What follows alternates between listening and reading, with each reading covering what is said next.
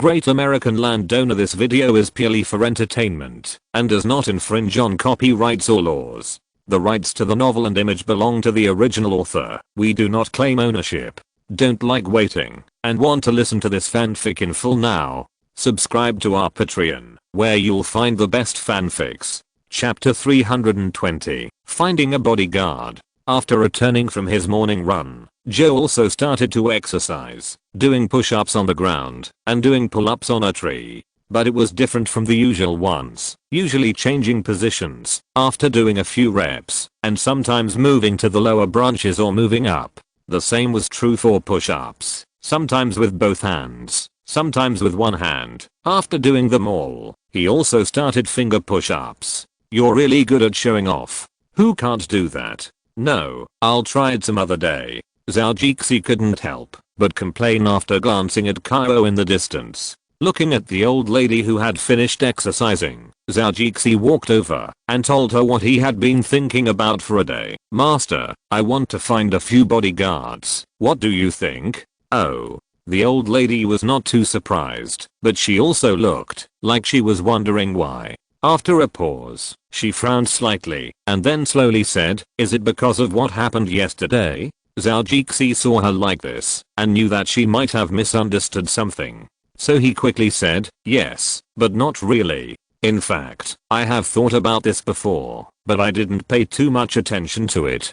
But let me make it clear that I don't blame Zhou and Pete. On the contrary, I want to thank them. It was them who made me realize my mistakes." Well, you don't need to explain more. I saw last night that you didn't blame them. You are not a person who can hide things. Although you can hide it for a while, and it can't be seen on the spot, you can't hide it for long. The old lady said to Zhou. But fortunately, you don't have any bad intentions. I guess you wanted to give them a hard time yesterday. Listening to the old lady, looking at her deep eyes and the face that had experienced the vicissitudes of life, Zhou couldn't help but say, Ginger is indeed more experienced, and it is true that an old man in the family is like a treasure. Master, no need to explain. I understand. It is not easy for a young person to have your achievements and keep his original heart, and it is not a big mistake to be a little narrow-minded. Confucius said to repay grievances with justice, and I don't mean to say anything to you about this matter. Isn't it already said? Zhou complained in his heart. Just when you have a bad idea in the future, don't keep staring at people. Others can easily find out what you are thinking. Zhou felt a little ashamed after listening to what the old lady said. He said with a slightly embarrassed expression, "Master, am I really that bad? I remember I didn't look at him for a long time." The old lady was still unfathomable, but she reached out and slashed him. "Don't you know that bodyguards have sharp five senses? They will find out if they just look at you for a while. And you only looked at him for a while. You stared at his eyes and knew he was thinking of some bad ideas." Zhou spoke in Spanish. "Forget it. This is because I know you better, but they can't tell." The old lady looked at Zhou and stopped talking, so she continued, "Go on and tell me what happened." "Hey," he responded and said to the old lady, "I wanted to find a bodyguard before, but seeing that none of my friends found any bodyguards, I felt that there was no need to find a bodyguard. They have much more money than me and don't need one, but I'm afraid that people will covet my little money." The old lady nodded and said, "Well, go on." Zhou glanced at her and continued, "But what happened yesterday touched me a lot. My farm only has the iron gate outside, which can only block some law-abiding people.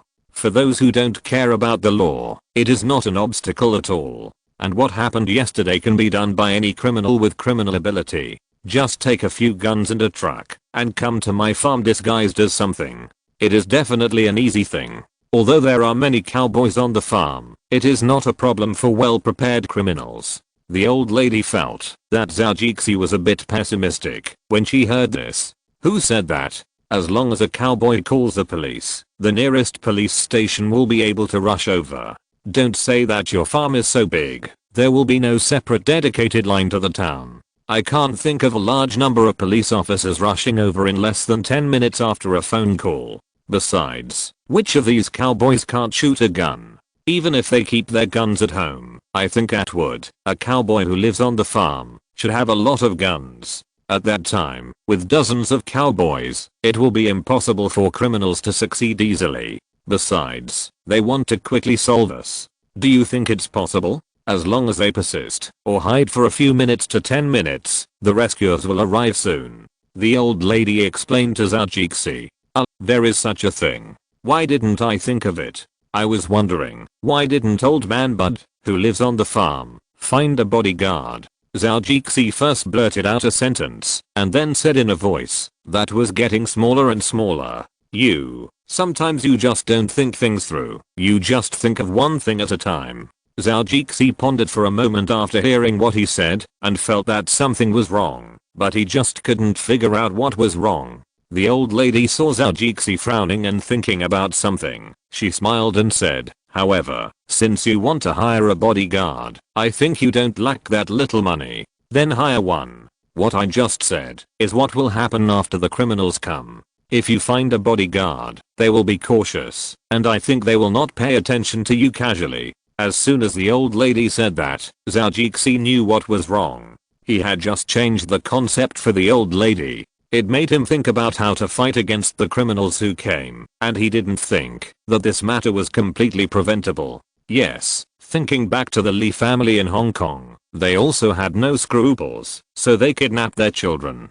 I always thought about how to deal with it after the incident, but I could hire a large number of bodyguards to make the criminals, so I was afraid to take action. Even if the bodyguards are knocked out, I still have a few last cards. In addition to great strength and sharp 5 senses, I also know Kung Fu. Excluding these, I still have magical space in my hand, and it is impossible for others to hurt me through long-range physical attacks. Zhou thought more and more that it made sense.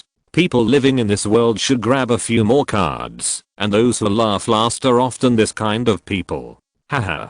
Master is still thoughtful. He told me everything, and I understood it all. Unlike me, I only had a concept at the beginning. Don't be so noisy in the future. Be calmer in everything. Think about everything comprehensively when you encounter something. Seeing Zhou like this, the old lady couldn't help but say a few more words. Zhou was not angry, knowing that his master was doing it for his own good, but his original quality was very average, and he was able to get to this level completely because of the blessing of the god of luck. However, he recently planned to go to college to get a doctorate degree. I know, master, I will definitely work hard in the future and change it. He nodded and said.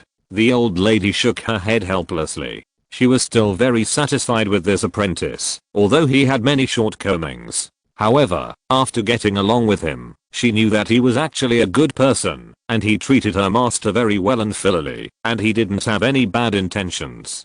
For a young man with his wealth, it was still possible to do this, and she thought it was good. However, he was sometimes unreliable, and he would make a fuss about things, and some things were just 3 minutes of enthusiasm. Fortunately, he insisted on Kung Fu, which was his favorite project. Looking closely, Zhou was a young man with shortcomings, but he was considered a good young man among the rich. Zhou thought for a while, and then said to the old lady, Master, you used to work in a big bodyguard company. What kind of bodyguard do you think I should find? But then he quickly added, it's best to have a good appearance, not handsome, but at least the kind of tall, strong, domineering and fierce type, so that people can be scared. The old lady was a little amused and joked. After glaring at Zhou, she still said thoughtfully, well, let me think about it. The two walked forward a few steps and came to the leisure area of the stone platform.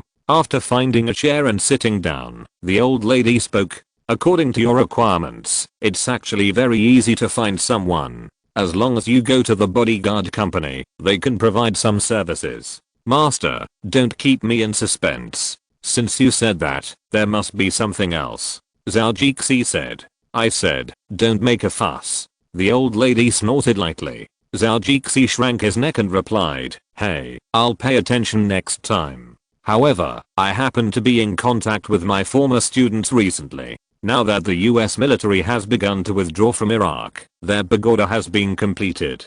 So many mercenaries want to retire and live a simple life, so that they can spend more time with their families. They just ask me if I could introduce some clients to them. Mercenaries? Aren't they all Blackwater? Even if they want to be bodyguards, they can just go directly to Blackwater's bodyguard department. The old lady glanced at him and said, there are many kinds of bodyguards, and it has always been the clients who choose the bodyguards. It doesn't make sense for bodyguards to choose clients. Even in the company, it is not certain that you can find a good job. Many retired soldiers have become mercenaries, but there are also many who work as bodyguards. And mercenaries are not professional bodyguards, they have to go through training. Some jobs take a long time to do, and there is no time to spend with family. Although this is safer than being a mercenary, there is not much time, so a few people asked me to see if there are any good clients to accept them. Now it seems that you are a good choice.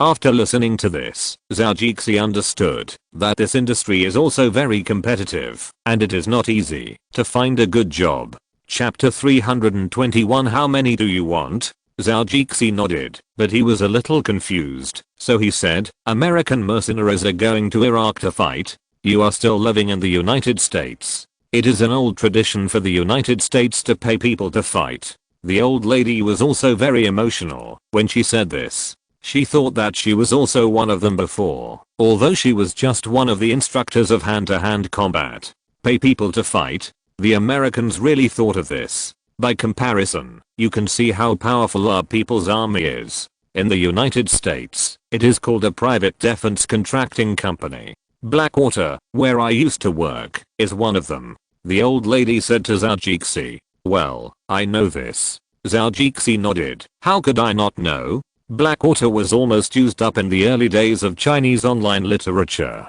It is a notorious company at first glance.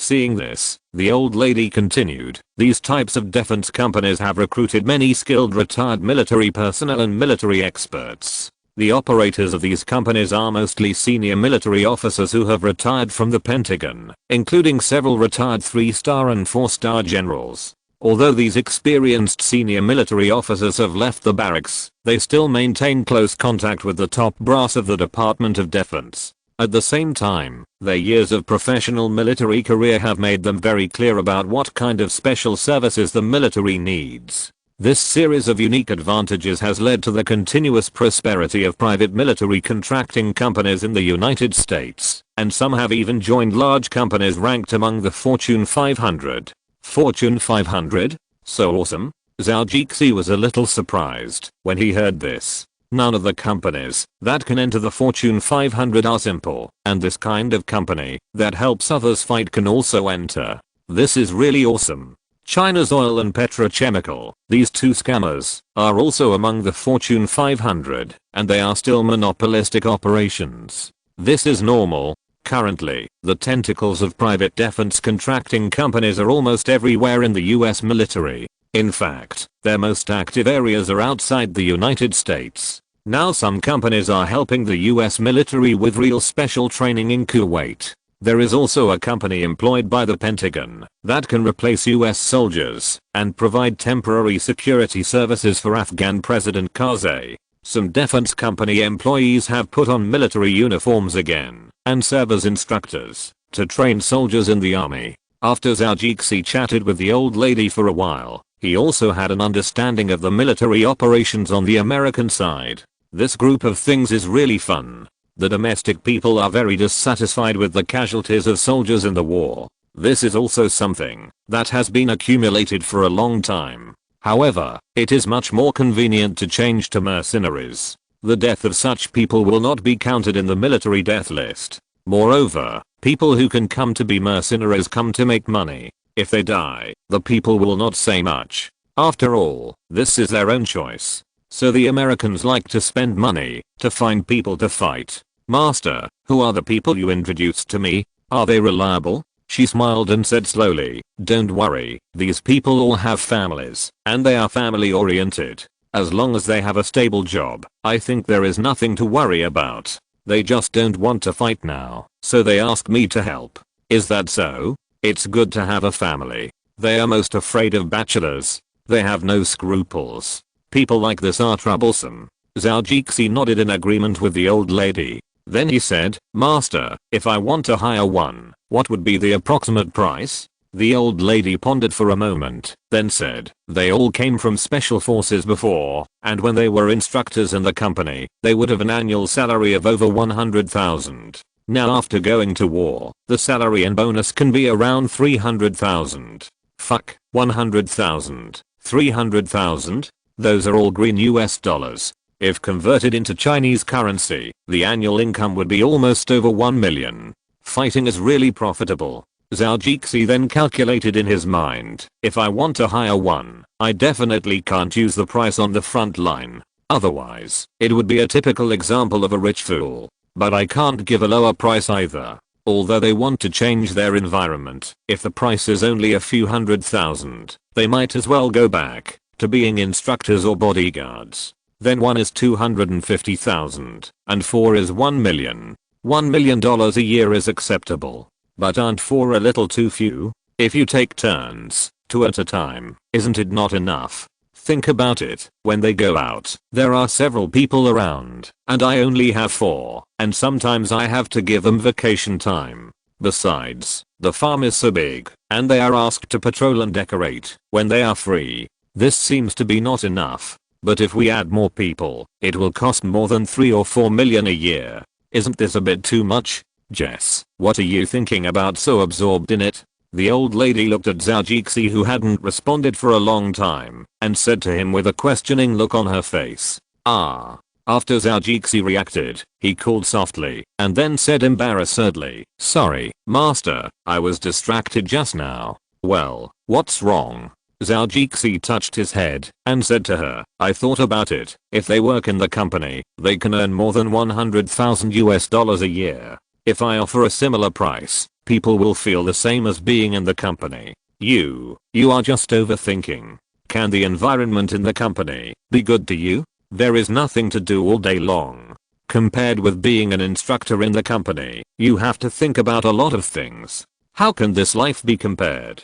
said the old lady. "That being said, it is not good to offer too low. Otherwise, I will offer 200,000 here. With the bonus at the end of the year, it will be about 250,000. And after all, they are the people introduced by you, the master. How can I lower the price? This is not a slap in your face," Zhou Jixi said to the old lady with a smile. "You." The old lady scolded with a smile. "Sometimes I'm as cunning as a ghost, and sometimes I'm stupid." "Ah, I'm smart, not the cunning ghost you said," he quickly refuted.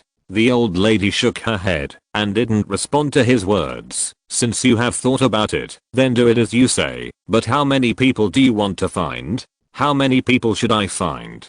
Zhou Jixi touched his chin and thought for a while. Then he said, "Originally, I thought 3 or 4 people would be enough, but my farm is quite big, so why not ask them to do some security work as well? But 4 people will definitely not be enough. Once I leave, there will be no one left on the farm." Update quickly, Pure Text Chapter 322. Let's just start a company. Do you still need to take care of the farm? There might not be enough manpower. The old lady also said, "Well, I know that too. But if I pay 200,000 each, I will have to hire more people, and the annual expenses will be 3 to 4 million, and there are only a few people. It's too high to think about it. The bodyguards are too expensive. When you calculate it this way," Zhou Jixi complained. Looking at Zhou Jixi complaining, the old lady was stunned after hearing it. Then she laughed. "You kid, how can you calculate it like that? Those high-priced bodyguards I mentioned are all experienced mercenaries.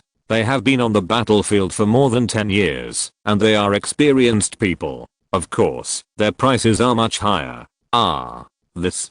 Zhou Jixi suddenly realized that he was getting stuck in a dead end again. He patted his forehead and said, "Look at me, you have a useless head." Then he smiled and said to the old lady, "Well, master, you tell me." "Well, actually the price of ordinary bodyguards is not very high, and you don't need to hire any special forces. You can probably just find soldiers who have retired from the general army. It will be very easy for those people to do the work you assign. In this way, you only need to pay an annual salary of about 80,000 to 100,000. After all, their experience in martial arts cannot compare to those who are in their prime, so it is normal to charge a little less. If you are satisfied, after working for a few years, you can just increase the salary. The old lady explained to Zhou. Oh. He laughed after hearing that, and even the chair under his feet seemed to be restless, moving left and right. If that's the case, it's easy to solve.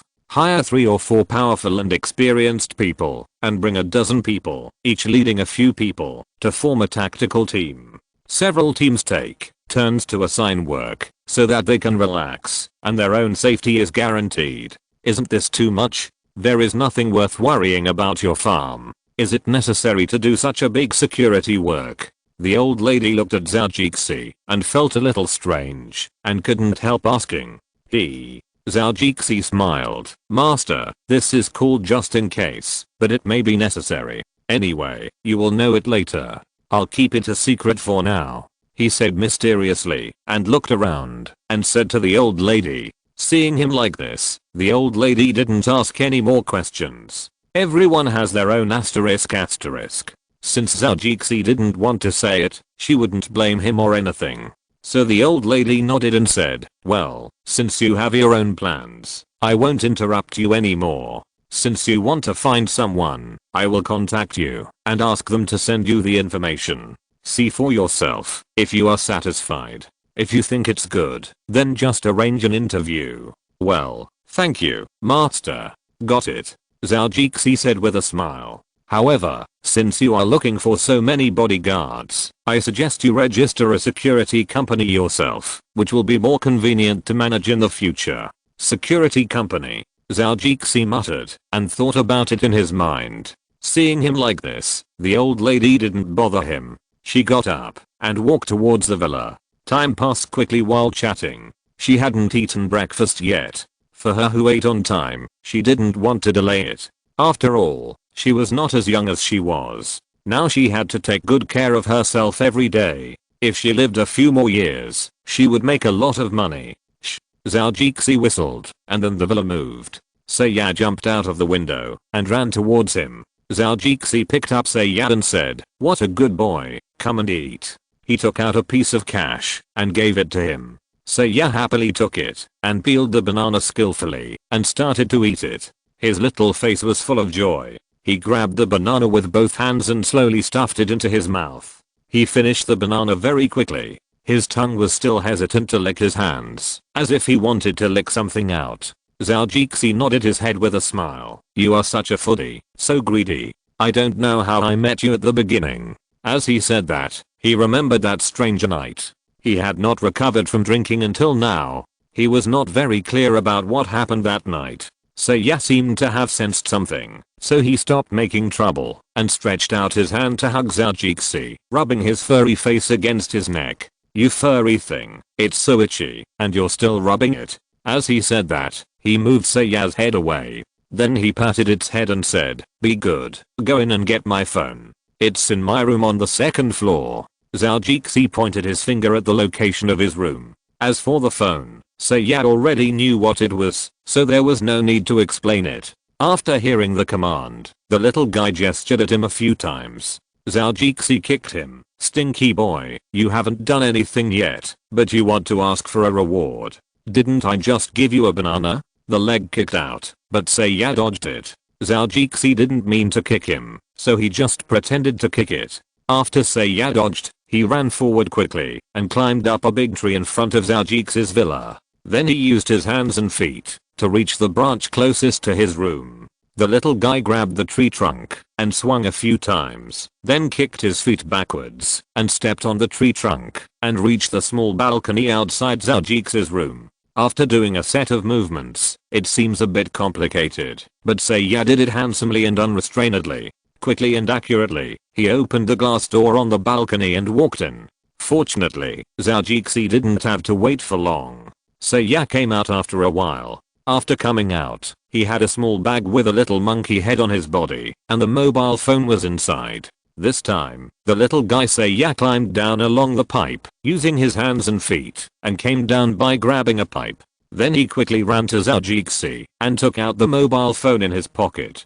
Good boy, you are really my good Seiya. After saying that, he took out a banana and gave it to Seiya. The little thing was like a middle school student. After dancing for a while, it quickly took it, peeled it, and slowly ate it. It took a few more bites to finish the banana. Zhao Jixi was not annoyed at this time. If he was not afraid of being seen by others, he would have taken out more bananas. He reached out and took out a few more bananas in the space and handed them to Seiya. He found the same seat as before and sat down. Picking up the phone, Zhao Jixi called Harvey. Hey, Harvey, good morning. Good morning, boss. Harvey sat in the office and drank a cup of coffee made by his secretary. He enjoyed the delicious coffee. This is the coffee made from the coffee beans sent by his client, Zhao Jixi, and the taste is very good. With a female secretary who makes great coffee, the beauty of the day begins like this. However, the boss who never called in the morning before actually called him today. It is probably impossible to enjoy a leisurely morning. Harvey, I want to open a security company. You help me get the legal documents, Zhao Jixi said. Harvey's face instantly became a little exciting. The boss, who is a herder, actually went to play games. This is still the boss of the farmer, and he actually wants to open a security company. This is really a bit messy. Are you kidding me? Of course, this is what he thought in his mind. He didn't doubt that Zhao Jixi was joking. Okay, boss, but how did you come up with the idea of opening a security company? Something happened to me recently, so I want to hire some security guards. But since I plan to hire a lot of people, it's better to open an independent operation so that it will be easier to settle taxes and wages, and this way I can also get some tax benefits. It seems that there are quite a few people. Harvey thought about it for a while, and then he said, I don't know what you want. Harvey said to him. Zhao Jixi touched his chin, thought about it for a while, and said, I don't have any idea what it will look like. When you are done, let me know to take a look. Anyway, it will be simple and professional for you to do this. Okay, boss, I'll try to be faster, Harvey said on the phone. Well, that's good.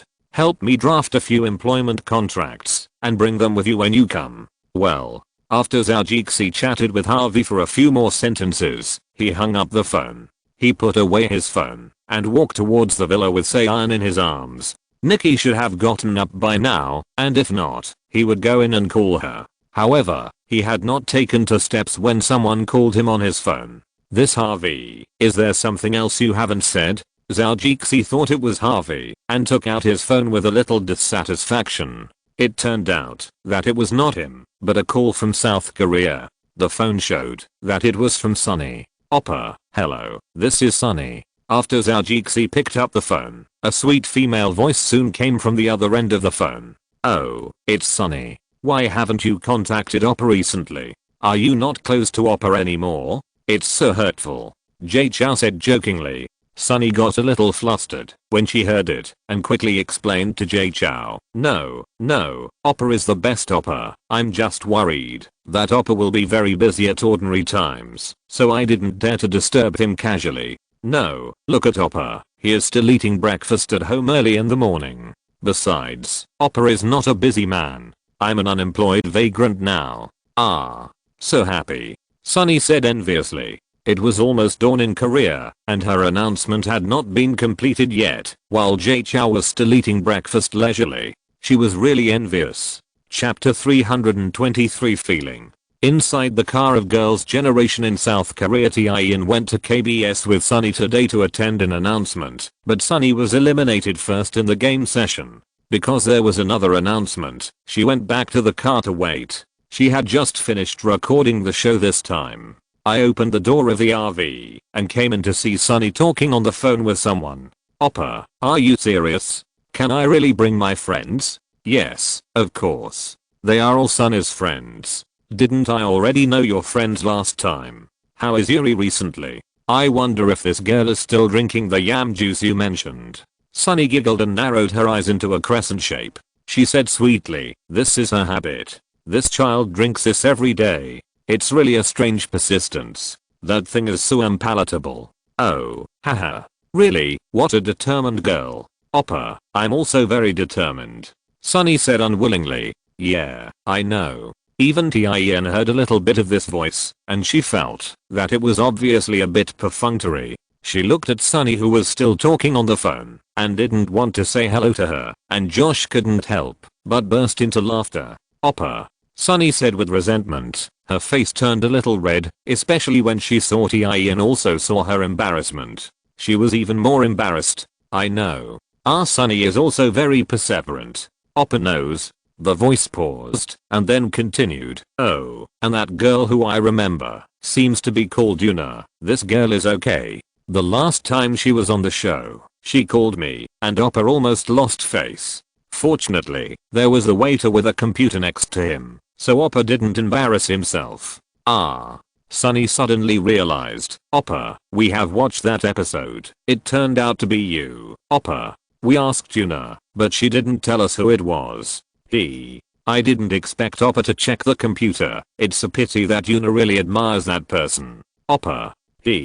Sunny couldn't help but touch her mouth and laughed. The voice on the other end was a little embarrassed. "That girl really admires me. You can't tell her about this." No, I want to tell her that she secretly called Oppa and didn't tell us. I want to give her a big meal." Although Sunny didn't see anyone, she still shook her head and said, "You girl, I'm your brother, but your brother. You dare to expose your brother. Do you want to spank me?" Sunny's face suddenly turned red again after hearing this, and it was redder than before. Tien on the opposite side also looked at Sunny with a blush. "Oppa," Sunny said shyly, "I'm a girl. How can you hit me?" "Me? Humph, no more." Then the voice seemed to become a little softer, and she couldn't hear the words of the person on the other side clearly even in this silent car. So Tien could only see it, and in the phone of Sunny on the other side, the person seemed to be explaining something intermittently. After a while, Sunny's face was no longer red, but her expression was full of smiles. "Okay, Oppa, this is what you promised. Then I will go to play with you when I get there, and you must not forget your promise when the time comes. But we have many people. How many helicopters will you send?" "Even the helicopters have come out." What did Sunny say to him? Tien was really a little curious. Her heart was like a cat's paw, and her eyes were staring at Sunny. When she just came in, they had talked on the phone for a while. Now I only heard some fragments, which really couldn't make up anything. After a while, Tien realized that the two were finally about to finish talking. Sunny then said, "Then Oppa, when we meet again, you must remember our agreement." "Okay, I got it, Oppa," the girl said sweetly, and Tien felt that the tone was too disgusting, and goosebumps appeared on her.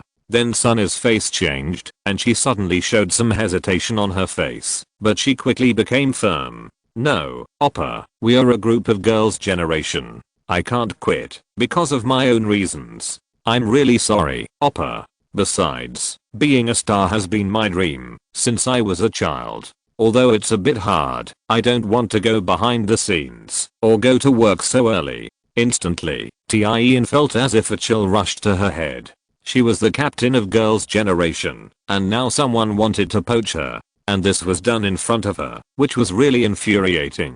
Fortunately, our Sunny has a firm character and did not give him the temptation. But now she doesn't know what to say. What she can say is probably a better condition than being a star. Is she going to block Sunny's way? Tien was a little confused, but she couldn't vent her anger on Sunny, so she transferred it to the man on the phone.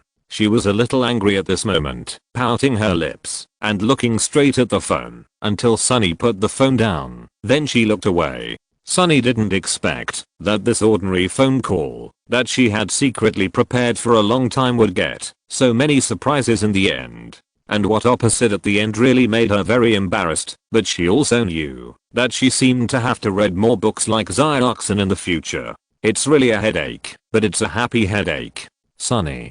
Tien called Sunny, who was still in a daze, softly.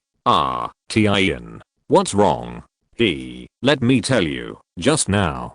Sunny hadn't finished speaking. Tien spoke. "Are you really staying here because you like being a star?" Sunny's face changed. "Yes, don't think about it. Oppa was just joking just now. I don't want to leave you. Even if we are destined to separate, we have to wait until we reach the highest point, and we will pursue our own careers, but I will not quit." We will always be girls' generation. Sunny. Ian was about to say something. At this time, the car door suddenly opened, and the last one, Suang, came back, followed by her assistant. As soon as she came in, she saw that the two people's hands were strangely clasped together, and their expressions were a little weird. She couldn't help but wonder, what are you doing? So weird. The two looked at each other and shouted, "Ah, nothing." Then Ian said, "Suang is back. Come up quickly, it's so cold outside. We still have to finish the last notice, then we can go back to sleep." Suang was stunned for a moment, and quickly came up, but still looked at them strangely. "Why are you still weird? Really? It's already so late, and you're not tired yet? Hurry up and sit down. We are going to catch the next announcement." In the Sky Farm in California, USA, Zhou smiled strangely, and then hung up the phone. Haha. This girl must have been scared by what I said. If I poach one of girls' generation, it will be fun in the future.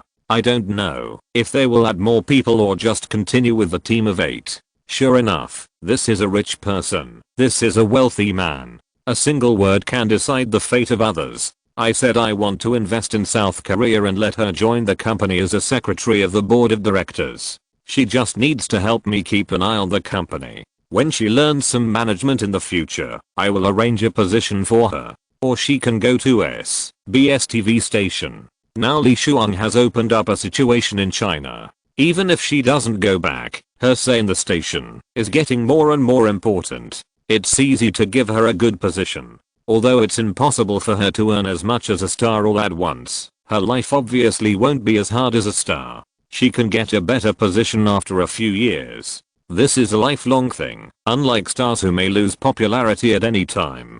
Besides, when you get older, you will definitely lose popularity. Especially female singers are easily forgotten. In addition, in Korean society, the status of female singers is not very high. They don't think that being a singer is a good job or an artist like those people in the West. The gap in social status is obvious. Jay Chou has actually been transforming all the time, but the process is very slow. In his heart, he wants to be like those Nowvorish. Eat the most expensive food, play the best cars, ride several beautiful girls, keep a company of mistresses and form any team you want. If you want to form a team at once, shoot her down. Even a whole life of wine and women is not a problem, but he has space first. A feeling of being different suddenly arises spontaneously, and then he unexpectedly inherits so much money. He didn't spend it casually, as if he had won the lottery. Instead, he chose to make his life more difficult, that is, to invest, and even mortgaged his assets for more than 1 billion to invest. Of course, the difficult means that he can't buy expensive sports cars, private jets, private yachts and other high-end consumption. The rest is nothing. It is easy to get a loan of 10,000 to 80,000 yuan from a bank. He always has a feeling that, if he keeps spending money, he will become useless. Just like those who win the lottery, they often spend all their money after a few years. Even those who have invested before are the same, because they think it is a windfall, and spend it very happily. But in the end, they can't stop, until they become poorer than before. So he is changing, but he is also confused. Until he worshipped the old lady as his master, he felt like he had a goal for no reason. Like the protagonists of those novels, he got the space, but not the grandfather, but having a grandmother is fine. He learned kung fu and medical skills. He could always give himself a goal by memorizing some other books. Unfortunately, reality is not a novel. Even if he practiced hard, he did not become a martial arts master, and the same is true for medical skills. It is not as magical as the novels say, that worshipping the old lady can snatch the life of the king of hell. Chapter 324 Yacht. In the morning, after having breakfast with old lady Nikki and Zhou, Zhou accompanied Nikki to the lake and the farm. As for Zhou, it was still the old lady who took care of him. His Nikki was also a guest. He had been busy for 2 days since he came back, and he hadn't taken her out to play. However, yesterday, he had asked Atwood to help rent a yacht. He would see a yacht parked there. He rented a Meridian yacht casually. It was a small yacht that was not big but not small. The length was about 10 meters. Zhou didn't look at it specifically. The width was 4 or 5 meters. Most of the body was white, and the cab was on the top of the hull. There were living rooms, bathrooms, and bedroom lights inside the hull. The whole boat was a streamlined design, and the glass was made of smoky grey tempered glass. It looked very fashionable, and Zhou liked the boat at first sight. Although it was not a big yacht, it was the best enjoyment if it was put in the lake for 2 people to play. The lake here is almost the inner lake of Zhou's home. Unlike the one under the reservoir, half of it is not his, and the land on all 4 sides is his. It seems to be a circle, but the location is also quite good. The beautiful and natural lake surface made Nikki very happy. I want to go swimming, but even in California weather, it is not a good idea to go into the water at this time. I may consider it in the afternoon, but now, there is no need. Baby, are you ready? That's great. I think today will be a wonderful day. Nikki kissed Zhou and said to him. Zhou also put his arm around her waist and said, back, baby. Then they walked onto the boat, but at this time, Zhou was a little dumbfounded standing in the cab. The scenery outside here is indeed good, but he seems as if may or should not be able to drive a yacht. And I was just thinking about how to be romantic yesterday. I have never driven this thing before. What should I do?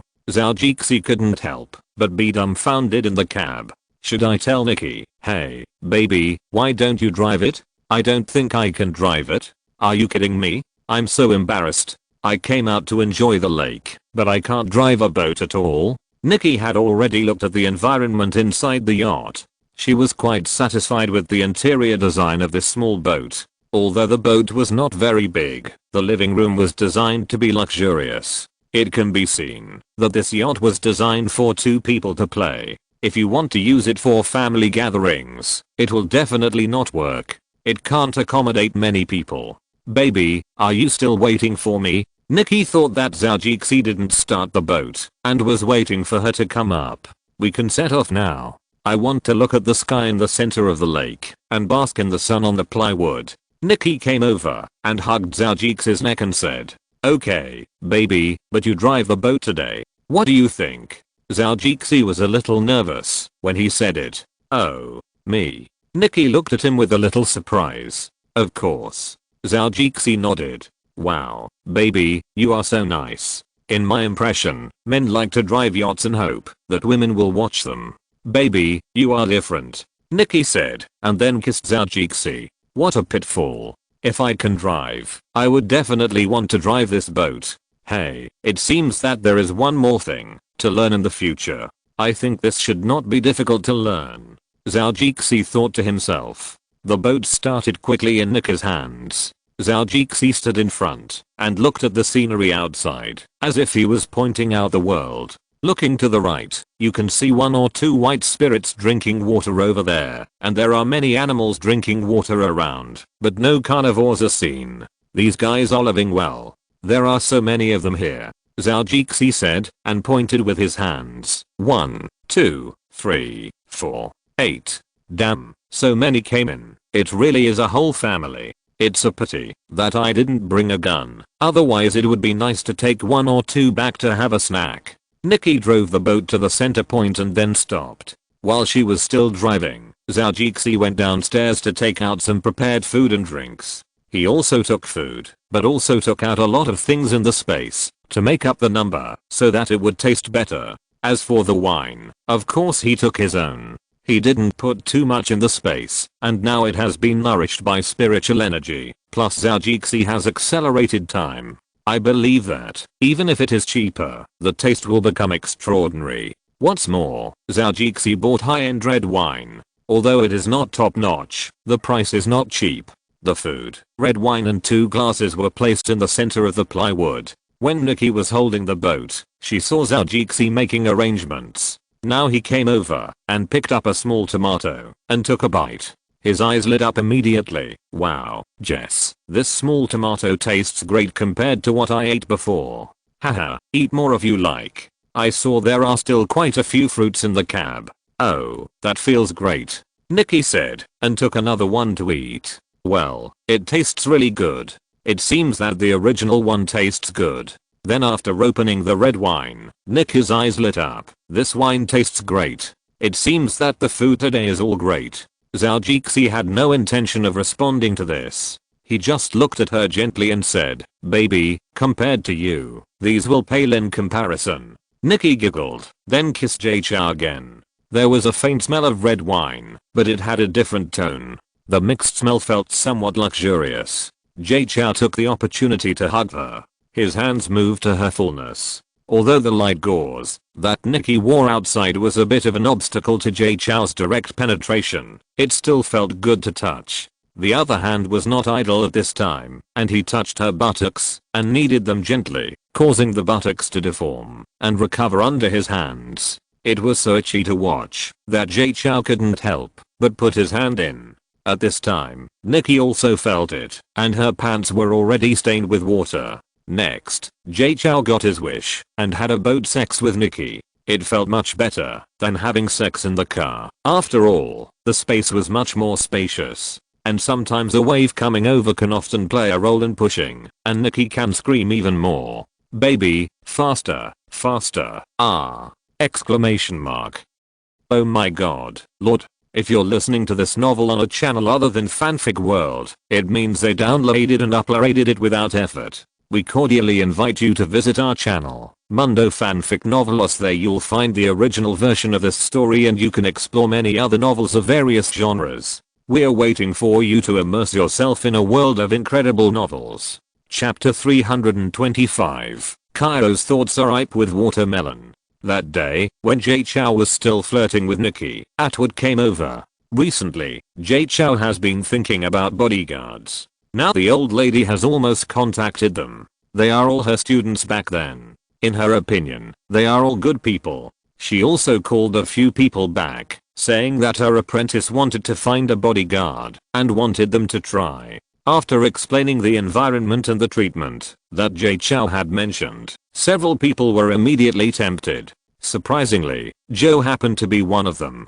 He had this intention when the old lady contacted him in the past 2 days. This time, after he experienced a dangerous operation in Nigeria, at the most dangerous moment, he looked at the pendant of his wife and daughter that fell. He had the idea of retiring. In recent years, many wars have been fought. As for the US military, many black jobs in Nigeria are entrusted to their company. He is also one of the executors. He doesn't feel too much guilt after doing so many jobs. There is no right or wrong, because they are mercenaries. They come for money, and that's what they do. However, this danger gave him some ideas. If he continued to do this, he might become a dead person snatched by others one day. This is absolutely possible. Even the king of soldiers is no exception. There are too many accidents on the battlefield, and any one of them can make him say goodbye to this world. He still has a life to live, and he still has a wife and daughter to take care of, but he really can't stand not being a mercenary and being a bodyguard for others. But what else can he do if he doesn't do this? Repair cars? He can't make much money all year round. He still has a wife to support and money for his daughter to go to college. But if he becomes Zhou's bodyguard, this is something he can consider. In the past 2 days, he has also learned a little about this young rich man. Generally speaking, he is a good person, and his temper and personality are not the kind of person that rich people hate. Secondly, he also knows that this time he will recruit a lot of people, which will make their work simpler and easier. The scope of work is mostly to do farm work, so they don't have to travel all the time. In addition, if there are a lot of people, everyone can take shifts. If he was on a business trip, he wouldn't have to go out for a long time, because this rich man seemed to like staying at home. This way he could get along well with his wife and daughter. He also felt sorry for not being able to accompany them all these years. In addition, Zhou was very satisfied with the salary he offered. An annual salary of 200,000 yuan, plus bonuses. It would probably be 250,000 yuan. Although he earned more when he was not a mercenary, the working environment was completely incomparable. This was also the reason why he was tempted, and he had a good relationship with the old lady. He had practiced Chinese kung fu with the old lady before, and they had contact with each other often. As long as he proposed it, he believed that he might get this job. Opportunities are only opportunities if you grasp them yourself. When he asked the old lady with a little trepidation, the answer he got was indeed surprising. The old lady actually considered him. Compared with those unreliable people, Zhou was really good, and he was also picky in leadership ability. In addition, he was an acquaintance, so it was safe to use him. So the first candidate was decided, and today the old lady told Zhao Jixi the news. The two talked in the study room for a while, and Zhao Jixi came out with satisfaction. The next step is to wait for those people to come. I just need to recruit a few leaders, and they will handle the rest. I can review it with the old lady. When I was in a good mood, I followed Nikki to let her horses graze on the grassland, and 1K rode on Saya and ran over with a mobile phone. Wow, dear, look, 1K actually let Saya ride it today, and it seems to be running towards us. Zhao Jixi also pretended to be like this, and it turned out to be true. What benefits did this monkey promise to 1K? And he actually let him ride for a while. Woof woof. 1K shouted in a heavy voice. Although it sounded like a dog barking, it sounded more like a roar. The sound was very thick and scary. Gaga. Saya also saw the two of them and shouted excitedly. This guy's voice was still very weak. He was still in the growth stage, and it was impossible for him to roar like an adult. When the two creatures ran in, Zhao Jixi saw that Saya was still carrying its monkey head bag. Then it reached in and took out a mobile phone and handed it to Zhao Jixi on the horse. Nikki looked at this action in amazement. Oh my god, this gorilla is so smart. My god, what did I see today? A gorilla riding a big dog and still brought a phone to answer the master. Got. Zhao Jixi smiled and looked at Nikki. Baby, you don't need to be too surprised. Remember one day, when you fell asleep, I was outside, and it jumped from the tree into our room, and helped me get the phone out. Nikki was immediately surprised. Really, Jess? Of course. Nikki immediately bent down to hug Saya, and the gorilla was also smart. It immediately grabbed Nikki's hand, and jumped hard on 1K. Nikki pulled hard, and it ran into Nikki's arms. Saya, I didn't expect your little head to be so smart. Nikki touched Saya's head with an incredible look on her face. Zhao Jixi took a look and felt that it was like eating a monkey brain, and he had to look left and right. Fortunately Nikki doesn't eat that disgusting thing. Otherwise, Saya would be in danger. Zhao Jixi opened the phone and saw a missed call. It was from Atwood. He called 3 times, but no one answered. Zhao Jixi quickly called back. Hey, old man, this is Jess. It seems that you have something to tell me today. Atwood saw that the boss called and thought that the matter was finally solved. Boss, there is indeed a matter. Oh, what is it? Zhao Jixi asked with some interest. It's like this. Atwood sorted out his thoughts and said, Boss, the watermelons you brought to our farm are ripe. Wow, those watermelons are really ripe? Zhao Jixi asked in surprise. These were the seeds of his space watermelon, which he had planted outside. He had planted them outside, except for planting more earth vitality on the land there, and adding space water to the drainage system there. He didn't care about it anymore. He didn't expect that it had matured this time. He couldn't help but feel a little emotional. Time really flies. Quick update. Pure text chapter 326. Watermelon, watermelon, watermelon. Time is a shitty thing. Sometimes it just likes to run away without saying hello. It also likes to look back at you and run away without saying why. It's really fucking fuck. Zhao Jixi sometimes has this feeling. The watermelons are ripe without him noticing, and he hasn't figured out how to deal with them. Boss, the taste of this watermelon is really great. I don't even know how to describe it, but this is definitely the best watermelon I have ever eaten. No one else.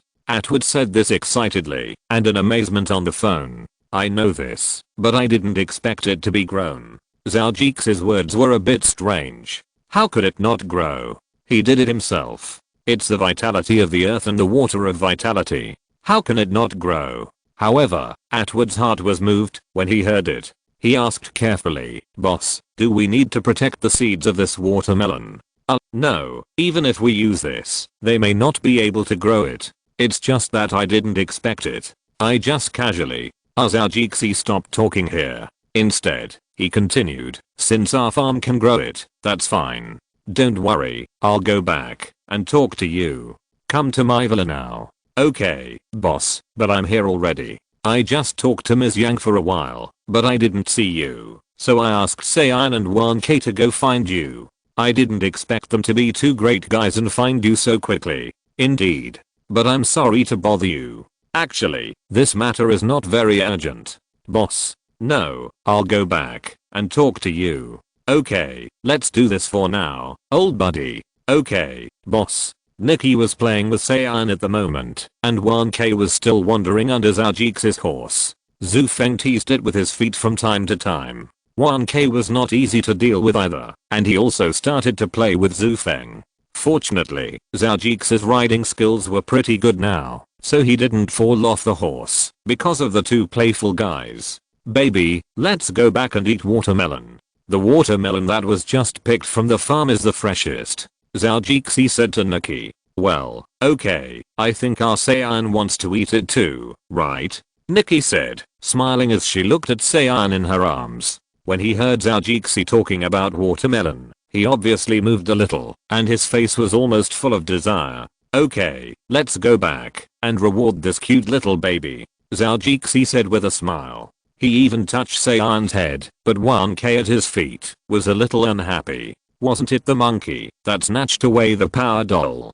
Didn't it run over here because of the smell? And it brought this guy with it. It was really an unlucky move. 1K barked in displeasure. Woof woof. Zhou Jixi knew at a glance that they had forgotten it. Oh, my good dog, how could I forget you? Zhou Jixi said as he went down to comfort 1K, saying that he couldn't forget its contribution, although he did forget it just now. Woof woof. 1K immediately shouted happily. Really? Zhou Jixi shook his head in annoyance. The two rode back to the villa quickly and put the horses in the stables first. The two took the dog and the little gorilla to the villa. After opening the door and walking in, they saw three people in the living room. It was Atwood, the old lady and Zhou. He hadn't started working yet, but because he had confirmed that he would work for Zhou Jixi. So although he was still a guest now, it seemed that things were a little unusual at this time, so he came to take a look. After seeing Zhou Jixi come in, Zhou and Atwood both stood up.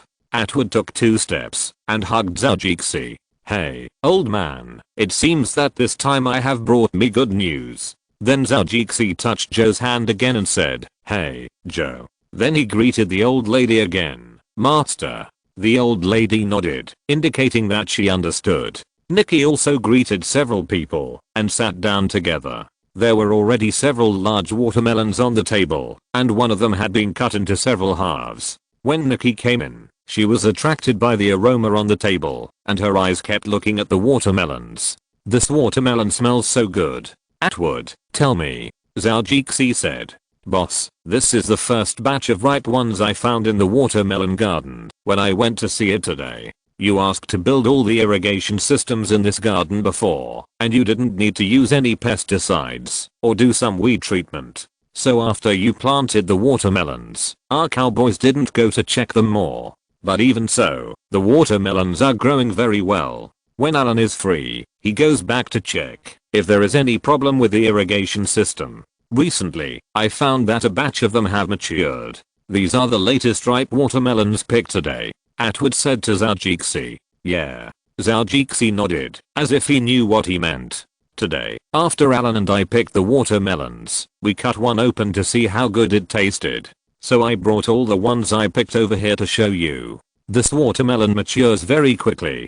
Jay Chow muttered to himself, and then said to the others sitting there, let's eat the cut watermelons on the table first. The taste is so tempting that I'm thinking about it even as I'm talking. Okay, I think this is a good idea too, the old lady also said. Although she had already eaten it, the smell of the watermelon on the table still made her want to eat some more. Okay. Atwood also smiled and agreed. Indeed, the taste was not very strong before it was cut, but now that it's all cut, I want to eat it just by looking at it and smelling it. Jay Chow helped Nikki get a piece, and Nikki took a bite with an intoxicated look, and the look on her face became even more intoxicated. She ate a large piece of watermelon very quickly. After she finished eating, she remembered that she didn't seem to cut the watermelon into small pieces. She ate it with a fork, and she ate it like an unlady. But in front of this delicacy, who cares about this? Dear, this tastes really so delicious, Nikki said excitedly, and took another piece of watermelon handed over by Zhou. Soon the watermelon on the table was divided among several people, and of course a portion was given to the nannies. Although this is a big watermelon, no one here has a small appetite. Even Nikki, the woman with the smallest appetite here, ate a lot of watermelon at this time. After eating, Atwood said again, "Boss, I have never eaten this watermelon. It tastes so good.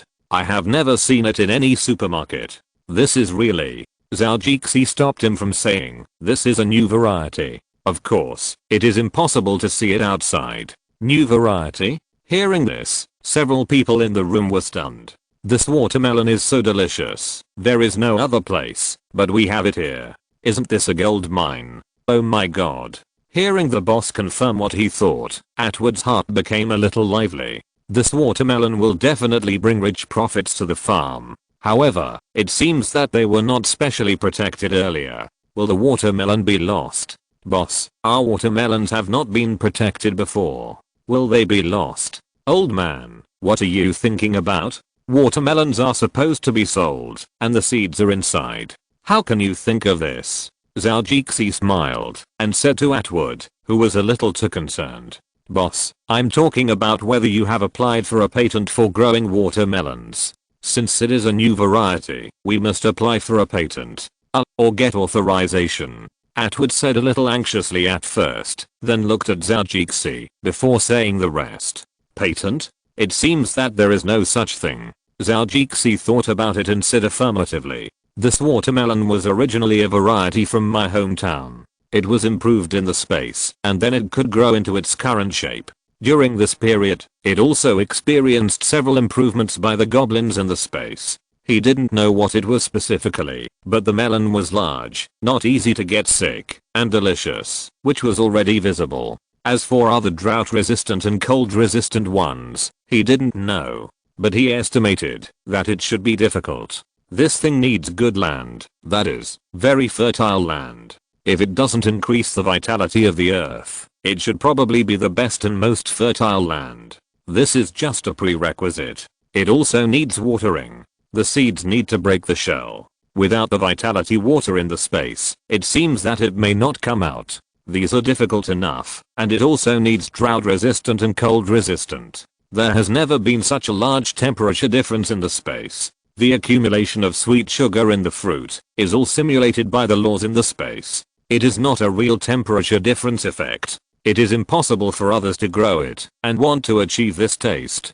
Without high nutrition, how can you get such a good fruit? Unless the innate variety has been modified and specially made into a variety suitable for planting, then under the conditions outside, it can also produce the effect in the space. Zhou's watermelon this time is not included. This guy just wants to eat it and grow quickly. Even the seeds are the varieties of the noble masters in the space for several generations. Without spiritual energy and good soil, you still want us to grow? It seems unlikely. Update fast pure text chapter 327. How many can there be? It's December. Please vote. In the living room of Zhou's house, several people were looking at him, but he didn't know what he was thinking about, and he was sitting there in a daze. But no one dared to disturb him, as if it was something important. When Zhou came to his senses, he unexpectedly saw several people looking at him. He couldn't help but move his body a little strangely. What's wrong? You've been looking at me. Okay, don't be so nervous. This kind of watermelon has indeed not been patented. Atwood wanted to say something immediately. Boss, look at this. Zhou waved his hand and said, okay, Atwood. In fact, you don't have to worry about anything. I think this watermelon can only be grown on our farm, and it can taste so good. At this point, he continued, I just didn't expect it to grow so well. I thought I had to start greenhouse cultivation again. It's a complete accident that it can be grown now. After listening to this, several people felt that the information content in it was a bit too much, and it was not an accident at all. Zhou knew that these watermelons could grow so well, but he didn't expect them to grow so well under such conditions. No wonder the boss wants to build a greenhouse. He originally wanted to get this watermelon, but he didn't pay much attention to this watermelon at the beginning. Why is that? Atwood thought of something a little strange, but he didn't ask anything casually. Zhou smiled and said, "Don't worry. Although this watermelon has been cultivated and transformed, it is really difficult to grow it. Without some special means, it is almost a big problem to want them to germinate successfully." Oh, no wonder the boss is not careful about anything. It turns out that there are some most critical things hidden. Zhou and Atwood both thought of this. Suddenly, they understood a little, but it seems that this job is not so easy to do. This episode passed quickly, and several people did not discuss this. Instead, they shifted to the watermelons in front of them, thinking that they should be eaten quickly. It is not a good thing to leave them uneaten. Who hasn't eaten enough just now? How about we cut a few more? Zhou suggested. Haha. I think it's a good idea, Nikki said. I think so too. What do you think? The old lady also spoke. Of course. The rest of the people responded. Even the two busy nannies looked at each other from a distance and said, yeah, what a good idea. After eating the watermelon, everyone's stomach was full, so they didn't want to eat lunch. So at Atwood's suggestion, they decided to go to the watermelon garden together. They also wanted to see what this delicious watermelon looked like. The sun was still bright, and everyone was in a good mood. Some rode horses, and some drove four-wheeled motorcycles, mixed together and walked towards the watermelon garden. The watermelon garden is not far from the orchard of the farm, but it is a little far from the grazing area. As for Zhou's villa, it is not far away. Seiya also went with Zhou. On the way, he rode on the chasing wind with Zhou, but he licked his tongue from time to time, and sometimes put his hairy hands in his mouth to lick them. It seemed to be savoring the remaining taste of the watermelon. This foodie. Zhou looked at Seiya helplessly, and shook his head, and said with a sense of shame. The pace of several people was very fast, and it didn't take long for them to reach the watermelon orchard. After all, when walking on the road, they didn't come for sightseeing. Everyone's purpose was to go to the watermelon field that could grow this kind of magical watermelon. Soon, the landscape of the watermelon orchard was vaguely seen in the sight. Zhou had actually come here secretly in the early days, but at that time, he could only see pieces of green leaves and watermelon vines. But now he could see the watermelon with black veins and green skin. There were a group of large watermelons of different sizes on each piece of land that had been divided, weighing heavily on the land. This feeling was completely different. The drainage facilities for irrigation stood above the watermelon forest. The drainage device was built a little high, which could also ensure that it could spray farther when draining water. The rows of drainage facilities were built very regularly, and at first glance they looked like a straight line. At this point, we can only sigh at the awesomeness of American agricultural technology. Such a large piece of land hardly needs human supervision. Every day, these drainage facilities will formulate drainage plans based on the weather conditions and air temperature and humidity given by satellites. If there is a problem with the drainage port, the system will also give a reminder on the same day. The people who specialize in this area in the farm will immediately prepare for repairs. In fact, it does not require any manpower at all. There are special tractors for plowing and special seeders for sowing. In addition to the satellite system and the automatic system, which are controlled by computers, most of the time they will do better than people. This is the taste of a good harvest. Almost all the people who saw this scene thought of this. The watermelons that were very delicious in the morning were now lying on the ground in a pile. If only these few people eat them, I don't know how many years it will take to finish them. Atwood saw the surprise of several people, smiled and introduced to them. This watermelon garden was built not long after the boss took over the farm. At that time, the boss decided to improve the irrigation system on the farm. Although it is not perfect now, most places have met this requirement. At that time, we chose this open area near the orchard as a watermelon field. At the beginning, a total of 15 acres of land were set aside to plant these watermelons. In addition, the boss also told us that we don't need to take care of it like this. As long as there is no problem with the drainage system, we don't need to pay much attention to it. I didn't expect that after a period of time. There are so many watermelons here, and they are so delicious. It's really amazing. Atwood said this sentence with emotion. 15 acres of land is equivalent to about 91 acres of land. According to Beidou in China, the maximum yield of watermelons per acre is about 5 tons, or 10,000 catties, or 5,000 kilograms, and the weight is 5,000 kilograms. Zhou Jixi took his mobile phone and checked the information on it and began to convert how much watermelon he could produce now. A new month has arrived. I'm getting better and better now. I will work harder in the future. I beg for votes from everyone in the new month. Chapter 328. This is the taste of a good harvest. Almost all the people who saw this scene thought of this. The watermelons that were very delicious in the morning were now lying on the ground in a pile. If only these few people were to eat them, it would take years to finish them. Atwood saw the surprise of the few people, smiled and introduced to them. This watermelon garden was built not long after the boss took over the farm. At that time, the boss decided to improve the irrigation system on the farm. Although it cannot be perfect now, most places have met this requirement. At that time, near the orchard, we chose this open area as a watermelon field. At the beginning, a total of 15 acres of land were allocated to grow these watermelons. In addition, the boss also told us not to take care of it like this. As long as there is no problem with the drainage system, there is no need to pay much attention. I didn't expect that after a period of time. There are so many watermelons here, and they are so delicious. It's really amazing. Atwood said this sentence with emotion. 15 acres of land is equivalent to about 91 acres of land. According to Beidou in China, the maximum yield of watermelons per acre is about 5 tons, or 10,000 catties, or 5,000 kilograms, and 5,000 kilograms of weight. Zhou Jixi took his mobile phone and checked the information on it and began to convert how much watermelon he could produce now. But before he figured it out, Atwood roughly estimated it.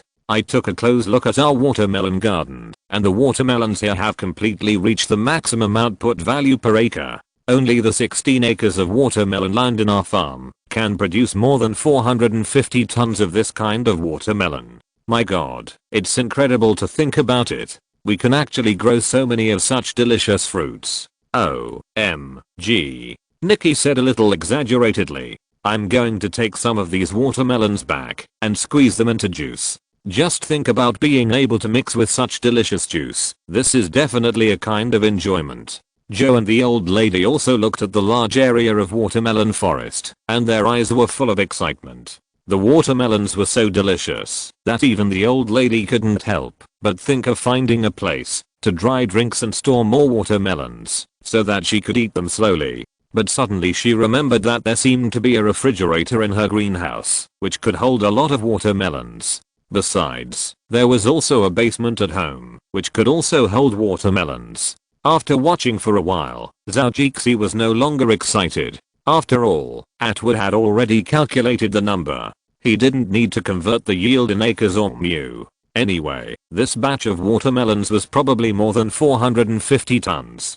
But in China, he sold it for 10 yuan per catty, and almost everyone rushed to buy it. This is in the United States. Should I also convert 1 catty into $10? If you calculate more than 450 tons, it is about 900,000 catties. If 1 catty is $10, if all the batches are sold, it will probably be 900,000 times 10, which is equal to 9 million. That's right, $9 million. Zhou Jixi tilted his head and calculated it in his mind, and then he got this data.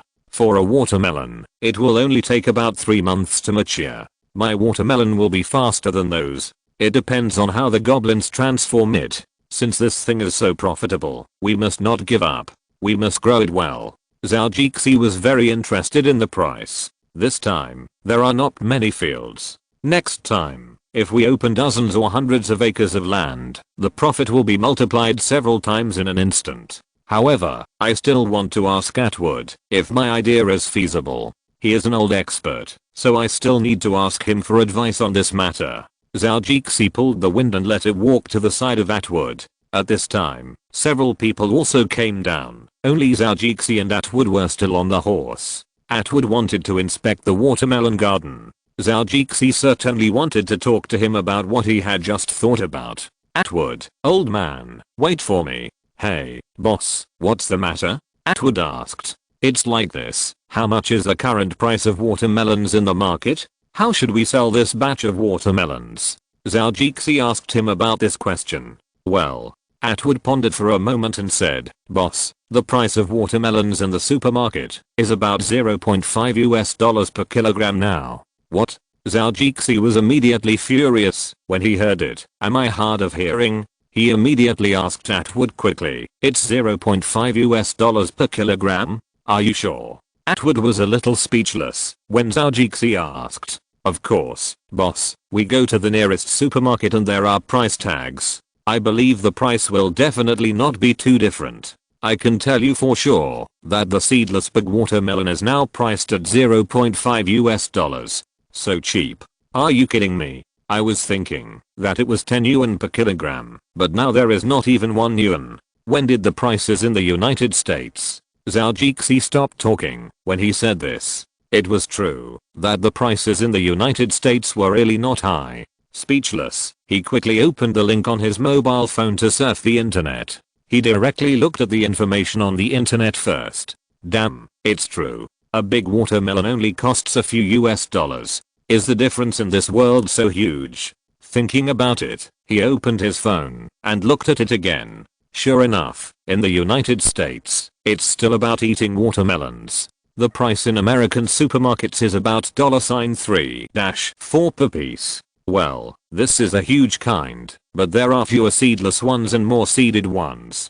Zhou checked and found that the price of watermelons in the United States for decades was actually similar to the current price of watermelons. When it's cheap, you can buy $3-4 per piece. When it's not discounted, it's about $5-6, which is the kind that weighs more than 10 or 20 kilograms. Think about the price in China, not to mention that I sold it at a price of more than 10 yuan per kilogram at that time. Although it's not a rip-off, it's still very expensive. But ordinary watermelons also cost 3 or 4 yuan per kilogram. These are all ordinary goods. Even the melon farmers who sell watermelons on a tricycle are about the same as this. This means that, damn, a 20 kilogram watermelon, calculated at 3 yuan, would cost 60 yuan.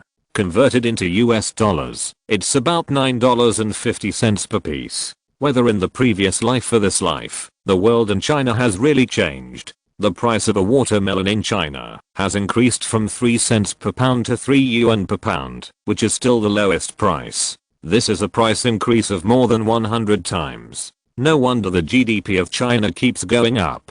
Farmers and uncles can contribute to the GDP of the motherland as long as they grow watermelons at home. I guess the asterisk fans never thought of this. In the previous life, Zhou sometimes worried about the skyrocketing prices. Thinking about the increase in prices, it really adds many unstable factors to the society. A person with a salary of 3,000 yuan or a pension can only buy 50 large watermelons in China. And people with low incomes in the United States can eat more than 200 watermelons, even if they only have $1,200 a month. It's not that they worship foreign things, but this data is not worshipping foreign things. The Chinese are rich, but the money is not worth much. I remember when the court TV station went to interview, a person said, the voice of the people, I'm sorry for the celestial currency. No wonder so many people want to go abroad now. I guess if this continues, we can really do what the big-mouthed teacher said when we were young, plant the red flag all over the world.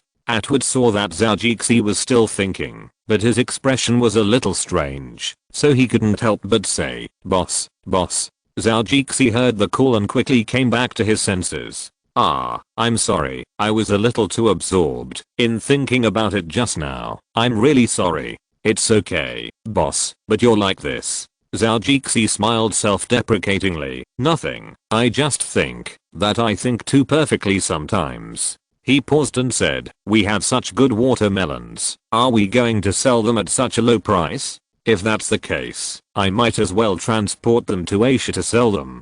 Atwood was stunned for a moment and then laughed. Haha. After laughing twice, I saw that the boss's face turned a little dark. It was obviously not a good idea to laugh anymore.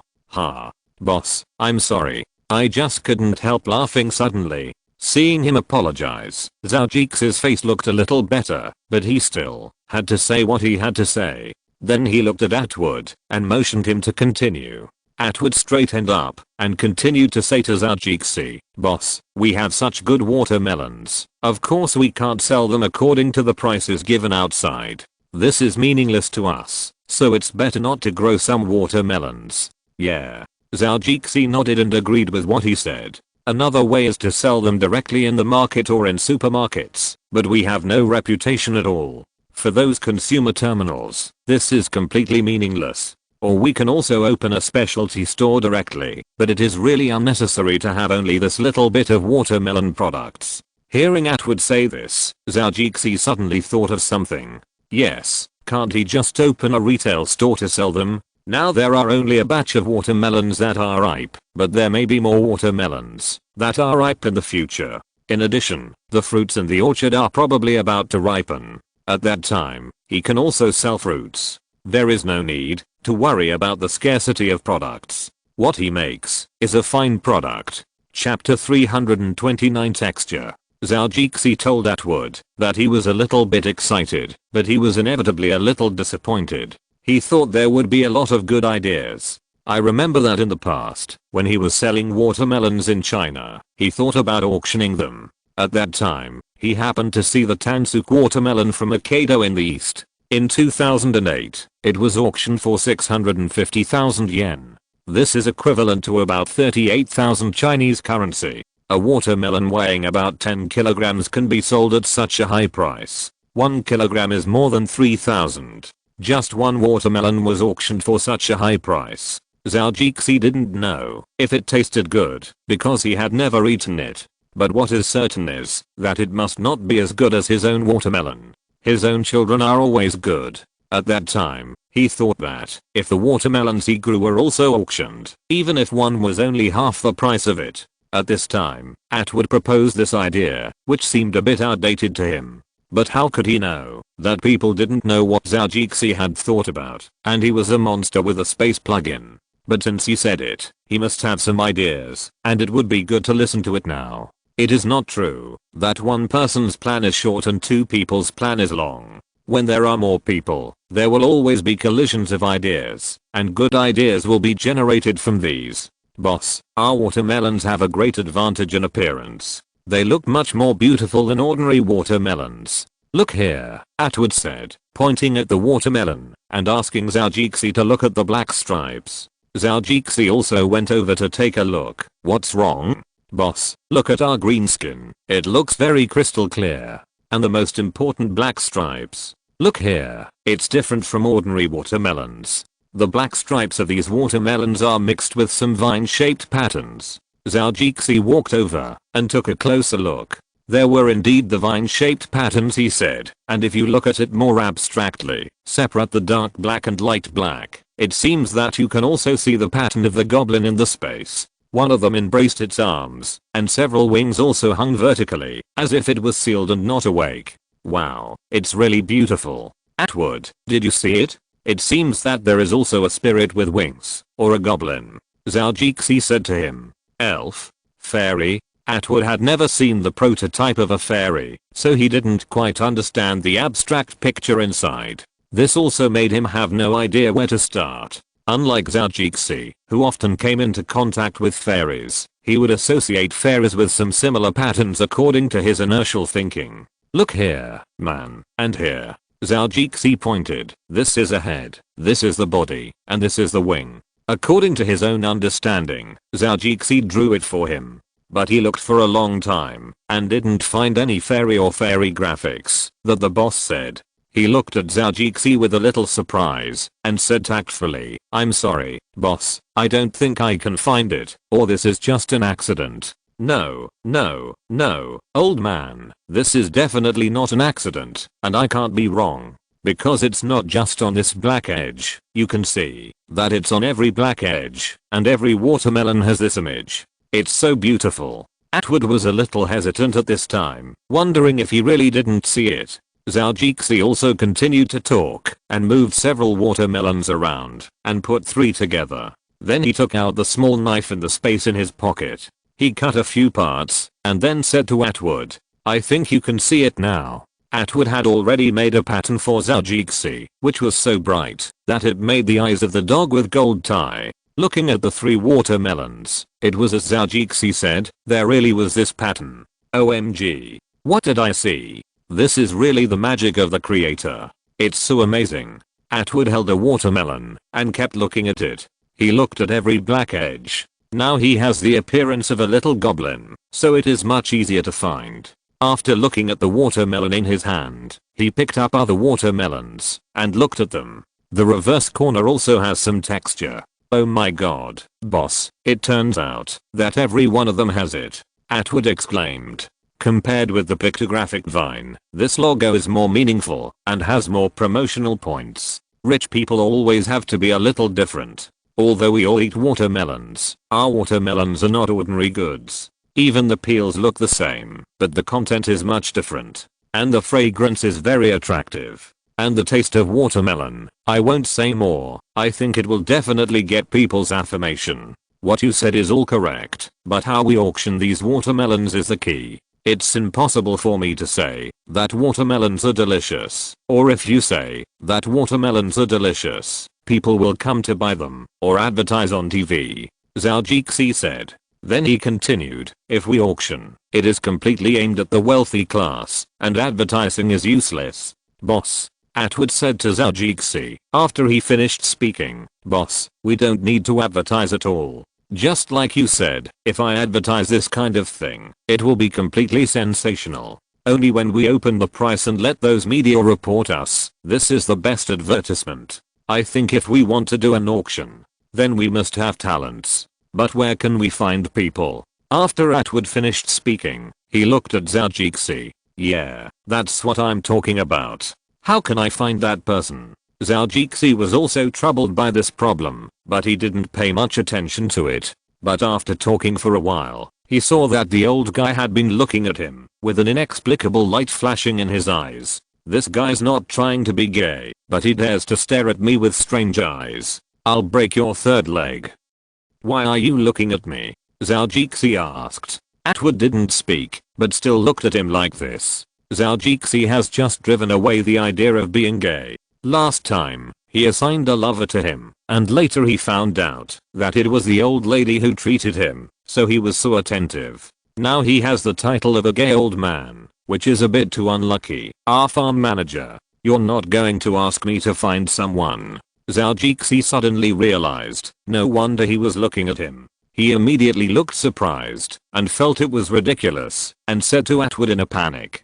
Chapter 330 Miscellaneous. After seeing that Zhou understood what he meant, Atwood said, yes, boss, you must have your own circle in the upper class, and you have to connect some people through these circles. Then our auction will hopefully be held. I believe that, as long as we hold it once, with these watermelons that taste and look so good, we will definitely be able to bring loyal customers to the farm. And next time, there will be more people. That's when our watermelon auction will get on track. Atwood said very stylishly. Is that so? Seeing that Atwood was very serious, Zhou was also slightly moved. Suddenly, a lot of people appeared in his mind, and these were the ones he met at the auction last time.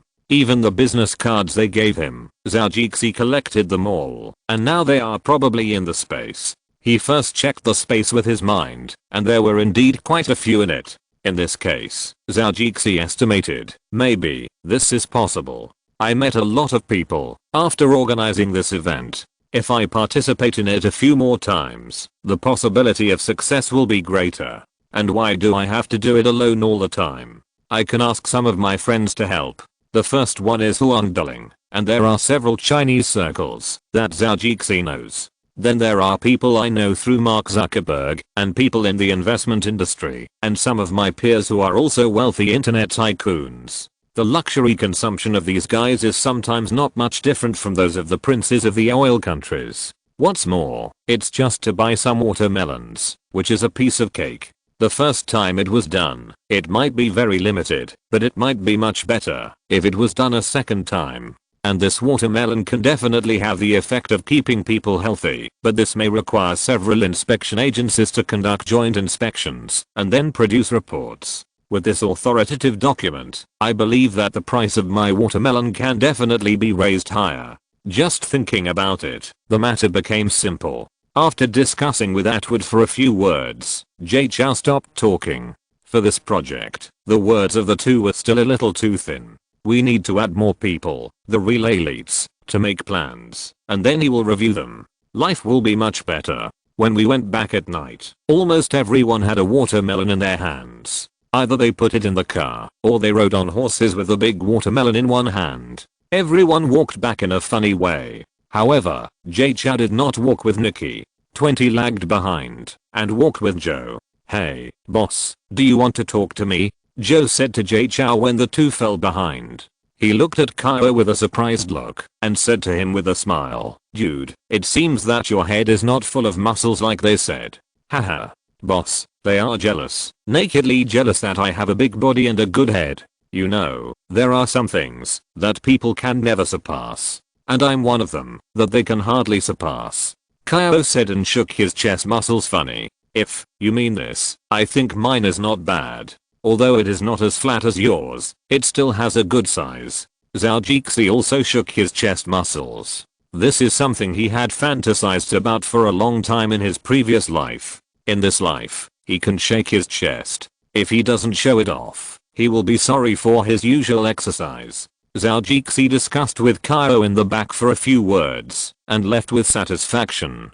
Zhou was quite satisfied with this person who changed from a mercenary to his bodyguard. Not to mention how much experience he had in sabotage when he was a mercenary, and how he knew where to set more traps, and where to do more dark defense. Now that he was going to work for Zhou, he began to ask the old lady for some security knowledge. The old lady had also been an instructor for the Blackwater Bodyguard Department, and she was also a professional in this area. One of the reasons why those people agreed to come here was because of the old lady. In this way, they could learn from the old lady while working. After a while, they believed that they could fully adapt to this job with their years of experience. Now the watermelons had to be prepared. Some of them had already begun to mature, and I believe that the rest would soon be mature. If the auction was to be held, Zhou planned to hold it outdoors, and the venue would be arranged over there in the watermelon garden. Looking at the lush watermelon forest, he would auction these magical watermelons.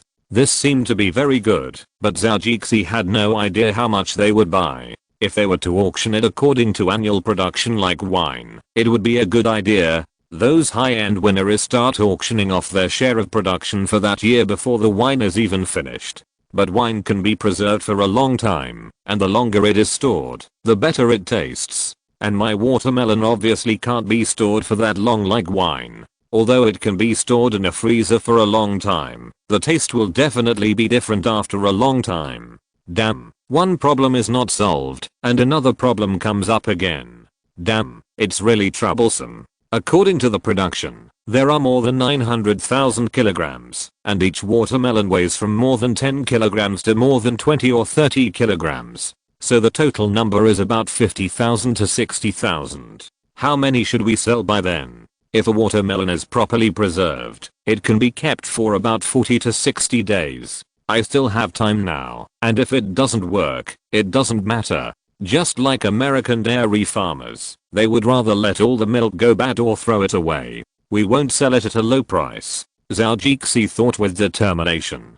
Although what he thought was a little different from the reality, people would lose more by selling it than dumping it. It was all for the purpose of maintaining the stability of agricultural and sideline product prices. Although they did something more excessive than the rich and powerful, there was nothing they could do. Farmers and capitalists have the responsibility to maintain the common market, otherwise everyone's interests will be damaged. China has also experienced garlic is cruel, ginger is a military, and several ministries and commissions cannot manage a pig. If the price of some things is not maintained, the consequences will be worse than wasting them in the first place. Maintaining a stable price will protect the common interests of sellers and buyers. Now, the watermelons on the farm can be sold at a base price. No matter how high the price is, it is all earned by oneself. It is obviously not cost effective to sell them to others, or open a store to buy them. Zhou thought about it, and felt a headache. Forget it, let's do it this way for now. we can earn money by selling some of these watermelons. Anyway, there is not much cost. Time in the farm always passes quickly. Nikki stayed with him for a few days. When she left, she could feel that she seemed to have gained a lot of weight, but there was no fat on her body. Instead, she became healthier. In the past few days, she ate a lot of delicious food here that she had never eaten before. There were also all kinds of delicious food brought out by Zhou and her favorite ginseng chicken soup. After drinking this thing, she found that her skin and wrinkles had improved the next day. If Zhou hadn't said that this thing should not be eaten too much, eating too much would produce toxins. She was afraid that when they were in bed, she would ride on him and use her tree-lined path to hold little Jixi to threaten our big Zhou. Give it a drink or not? Give it a drink or not? If it doesn't, I'll squeeze it to death. If this really happened, Zhou would probably say with a smile, you can say that my little tail has actually practiced the Vajra indestructible divine kung fu. Just squeeze it. I'm not afraid, and I believe it's even less afraid. Nikki left, but she left with a car full of packed boxes of watermelons. There was one in each box, and she packed more than a dozen boxes. On the way to the airport, they were all stuffed in Zhou car. Fortunately, his car was a large F650 Raptor, so these things couldn't fill the car compartment. But if it was an ordinary off-road vehicle, it would probably be impossible to put so many watermelons, each weighing more than 20 kilograms, and it would be impossible to fit them, unless it was a small pickup truck. On the way here, I had already contacted the airport to check in the watermelons. Nikki just had to take care of herself, and the airport would deliver the watermelons to her home. Baby, I'm going back. Remember to come next time you hold an elf auction. Nikki kissed Zhou affectionately and said to him, Elf is the name of this watermelon. Under Zhou's guidance, Ginny discovered this pattern. He changed his green-skinned watermelon to Elf. Zhou felt cheated when he heard it. If the slender goblins in the space knew that the watermelons printed with their patterns were called their original names, they would probably be depressed for a while. And the watermelon is called an elf? Isn't it a bit too fantasy? Putting this name on the watermelon, high-end atmosphere and classy, domineering and cool. It seems that there is none of them. However, in front of the woman, Zhou temporarily acquiesced to this name. After Zhou kissed Nikki, he waved goodbye to her. But his heart was full of tears. Damn it, brother has to go back to sleeping alone. How should I spend the long nights in the future? Chapter 331, Alan's party. Nikki left, and Zhou was single again. Unfortunately, he was no longer the boy who used to masturbate. Just like the boy who used to chase the wind, he would no longer play the games that he thought were interesting at that time. It was the same for him. After being licked by a woman's little goldfish, who would care about the five-finger game again?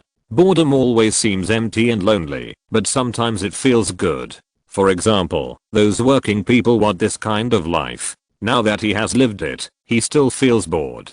People are really cheap sometimes. In the past 2 days, there have been a lot of ripe watermelons that can be picked in the watermelon field. The cowboys on the farm also know that there are delicious watermelons on the farm. After hearing people who have eaten it say so exaggeratedly, some people's first feeling is not to believe it. It's just a watermelon. Who hasn't eaten watermelon? But once at Alan's house, he happened to have a party with his girlfriend. He deliberately cut a watermelon given by Zhou. He gave some to each of the visiting guests to try the taste. Zhou didn't go. This kind of occasion is obviously not the time to show his closeness to the people and employees. And the guests here are obviously many cowboys from the farm. At this time, when they heard that he took out the watermelon that was recently rumored in the farm, they immediately went up to take a look. Alan's girlfriend likes this kind of feeling of being noticed. Perhaps it can be said that many American women actually like this tune. It goes without saying that those with open and sunny personalities will envy those who are introverted. It's a bit difficult for her to hold the watermelon in her hands, so after holding it in her arms for 2 times, Alan took it.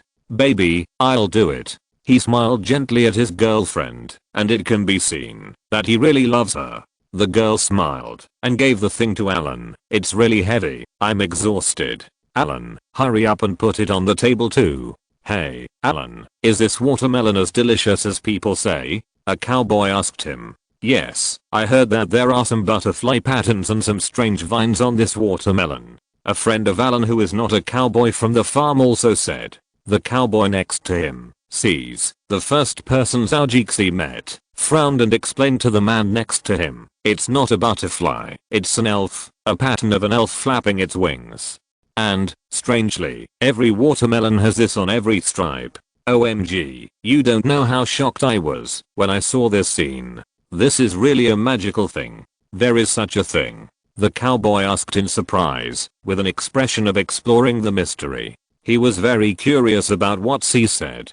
He heard about this 2 days ago, but unfortunately he didn't see it with his own eyes. Of course, I think Alan will show it soon. As soon as C's finished speaking, Alan had already moved the watermelons. He coughed and attracted everyone's attention. Before he was ready to speak, he said to the high school classmate who asked him first, "I can guarantee that you will say that it tastes great after eating it, Tom." Then he smiled and said to the people around him, "Let's take a look at the vine pattern on the watermelon and the pattern of the elf." He took out a color picture and said, "This is a colored version of the elf on our watermelon pattern, and it was also drawn by my boss according to his ideas. I believe that, after you see this, it will be easier to find the pattern on the watermelon." The people at the party immediately focused their attention on the watermelon. "Next, I will put on a flashlight for everyone, so that it may be clearer to see it this way." Alan's girlfriend took a flashlight and shook it at the people a few times and said. After the people around formed a circle, the girl then shone the strong light on the watermelon, and immediately, the outline of the pattern became more obvious. A little elf, that seemed to be asleep, appeared in front of everyone. "Oh, my god, this is so beautiful, so magical," a woman said in surprise, covering her mouth. "I didn't expect it to be true. Yes, this watermelon is really amazing. It turns out that there are watermelons with this pattern printed on them, and every one of them has one. I don't know how they did it." Everyone around had seen the prototype drawings that Zhou drew, based on the little fairies. In this way, they can better understand the pattern on the watermelon. A few people whispered to each other, but most people were surprised loudly. The party was a little quiet just now, but now it suddenly returned to the party in college, with noise everywhere. The sound of some women gasping for breath was still like the papa sound in college. Although it was very refreshing, they didn't dare to shout loudly in such a crowded place. Alan gave the machete to his girlfriend, wanting her to cut the watermelon and let everyone focus their attention on her. The girlfriend smiled charmingly at Alan, took the machete, and cut the big watermelon. For a moment, the smell of beer in the room seemed to be covered by the watermelon, and the air seemed to be infected, and the fragrance of watermelon began to spread everywhere. Everyone who smelled it couldn't help but swallow their saliva, and the saliva around their mouths became rich. They had to lick it off, or wipe it with their hands. After cutting with a big knife, Alan's girlfriend divided out several large pieces of watermelon.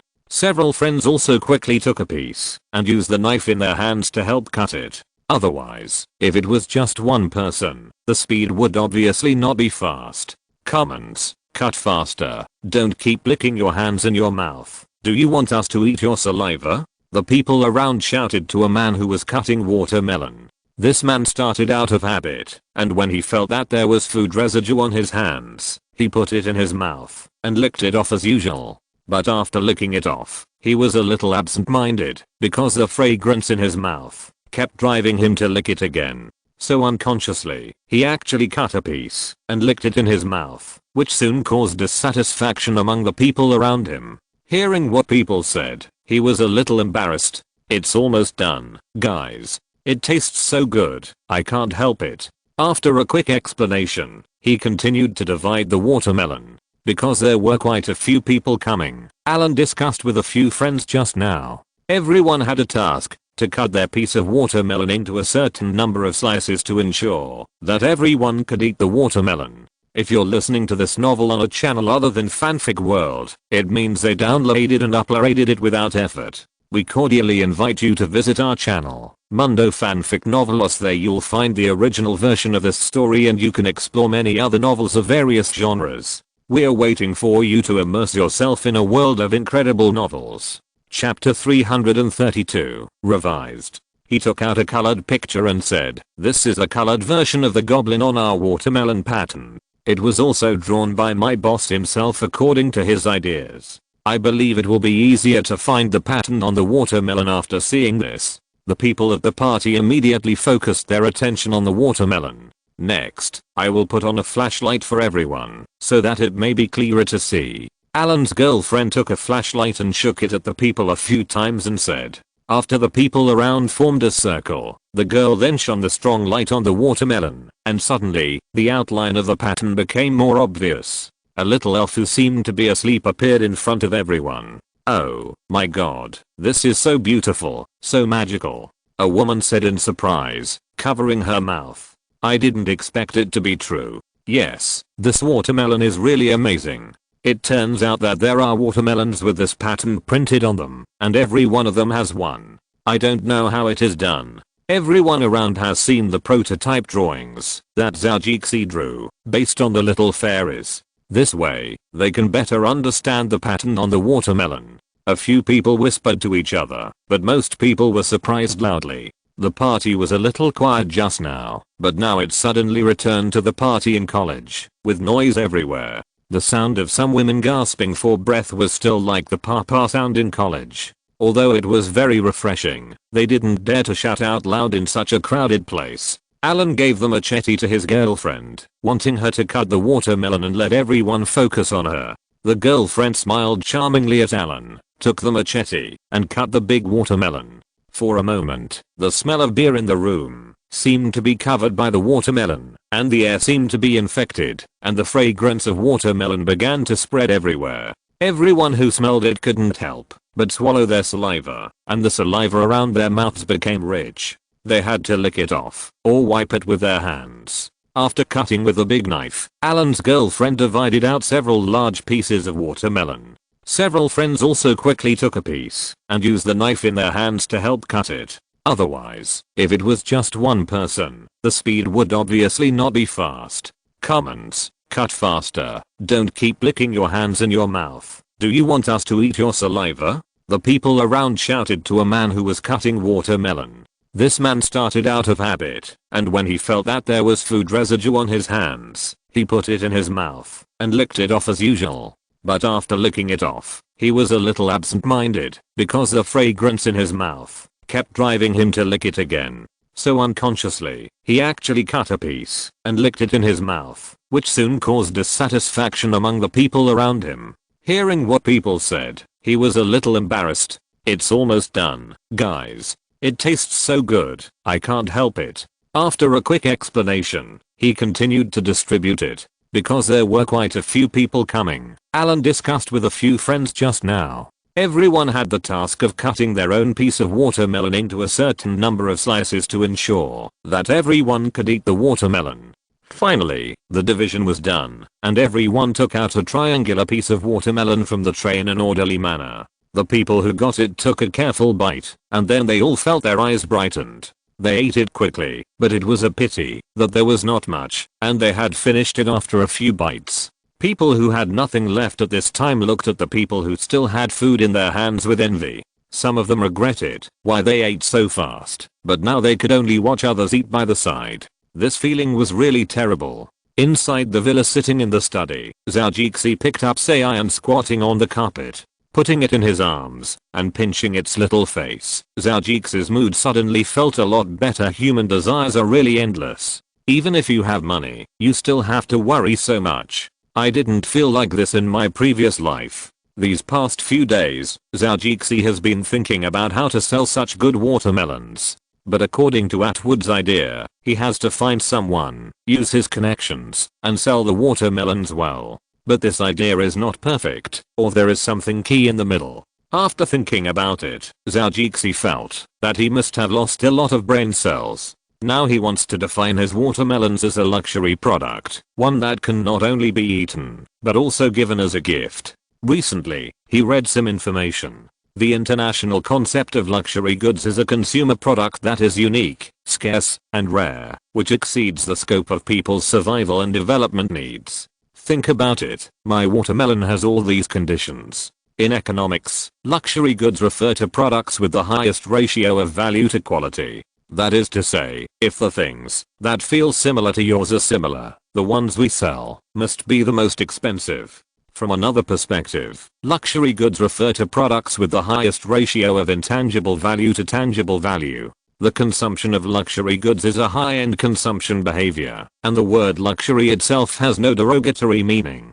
The corresponding word is actually high-end. This is also the concept of luxury watermelon that Zhou came up with after seeing the watermelons in the East. Now high-quality life is understood by modern people in two aspects. One is high-quality material life, and the other is high-quality spiritual life. Luxury goods can satisfy people who pursue high-quality life. According to these two aspects, consumers are easy to divide. Zhou divides them into two categories. One is the top executives of enterprises, who are also the fathers of the second and third generations.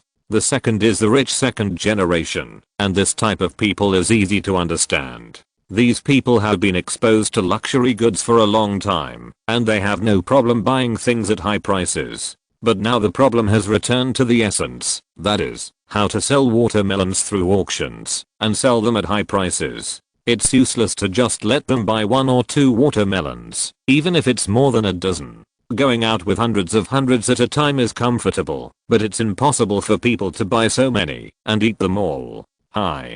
Jackie's outside rather depressedly and turned on his computer to see if there was any news or if he could think of anything useful that would give him a flash of inspiration. The internet in the United States is actually similar to that in China, and the government is still criticized. The dark ones in the local areas are still dark, but compared to the Chinese, they are more skilled in playing the game, and it is not easy for people to catch them, so there is no such thing as mistresses being more powerful than prostitutes like in China. Because those who can sit in a certain position are actually those who have received a college education, and most of them are middle class people. But these people have a certain IQ and a certain amount of money, and even if they want to mess around, they will not let others take pictures. Suddenly, a news report describing the destruction of a large drug crime group by the American police appeared on Jay Chou's computer screen. This was a large drug dealer in a foreign country, who found people to grow poppies himself, and then invited people to participate in the auction. It was also the kind of item that was auctioned according to the harvest ratio, before it was mature. Of course, the things mentioned above are not the key things. For Zhou, the following news is the one that will open up a puzzle in front of him. Those who bid for drugs will go back and distribute the drugs they bid for. This is not the terminal yet. The people below will also distribute the purchased goods to the entertainment venues and individuals in need according to the demand. This gave him a reminder. Yes, he can completely let some guys who want to make a fortune bid more during the auction. Then this person will sell the watermelons at a higher price and distribute them. Wouldn't it be much easier this way? Hello, I'm good, and everyone is good. Everyone can get money. This is the truth. After thinking about it, Zhou felt that this made more and more sense, but they also had to let them realize how delicious and magical the watermelon is. It seems that all businesses, if you want to be popular, you have to make a phone call and contact friends. He sighed. Then he sent the watermelon to them to try and see if it tasted good. But Zhou believed that no one would refuse this delicious food. Thinking of this, he was ready to act. Now take some for people to taste and send out invitations by the way. If these people want to eat the watermelon sent by Zhou, it is best to come and get it within the agreed time. I checked online and found that FedEx is popular in the United States. This is an old express logistics company, but now it has already become a group company, so its strength is not exaggerated at all. He took out his phone and called the courier company. Asked them to send someone to Sky Farm to pick up the package in a few days. Zhou himself will not be stupid enough to send the package to FedEx for a few dollars. The call was quickly finished, and the person on the other side agreed, so they will be able to meet soon. But before that, Zhou wanted to talk to Atwood. Feeling hey, old buddy. Hello, boss. Atwood said politely. Yeah.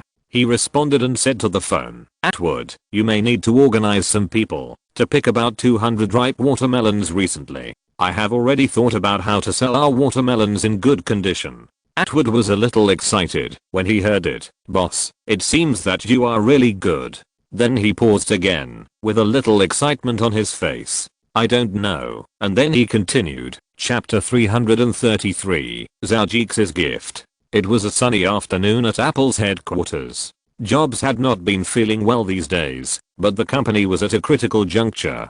Shareholders and investors were watching him. He could not fall down. Apple had already left too many of his marks on it. Now, in addition to caring about Apple, everyone was more concerned about his health. He had just been on sick leave for a few days some time ago, and had only recently recovered a lot. He had undergone countless surgeries, big and small, over the years. He just didn't want to leave so early. He still wanted to see Apple stand on top of the mountain. He would not leave before achieving this goal. Jobs, who was sitting in his office chair, was pressing his head at this time.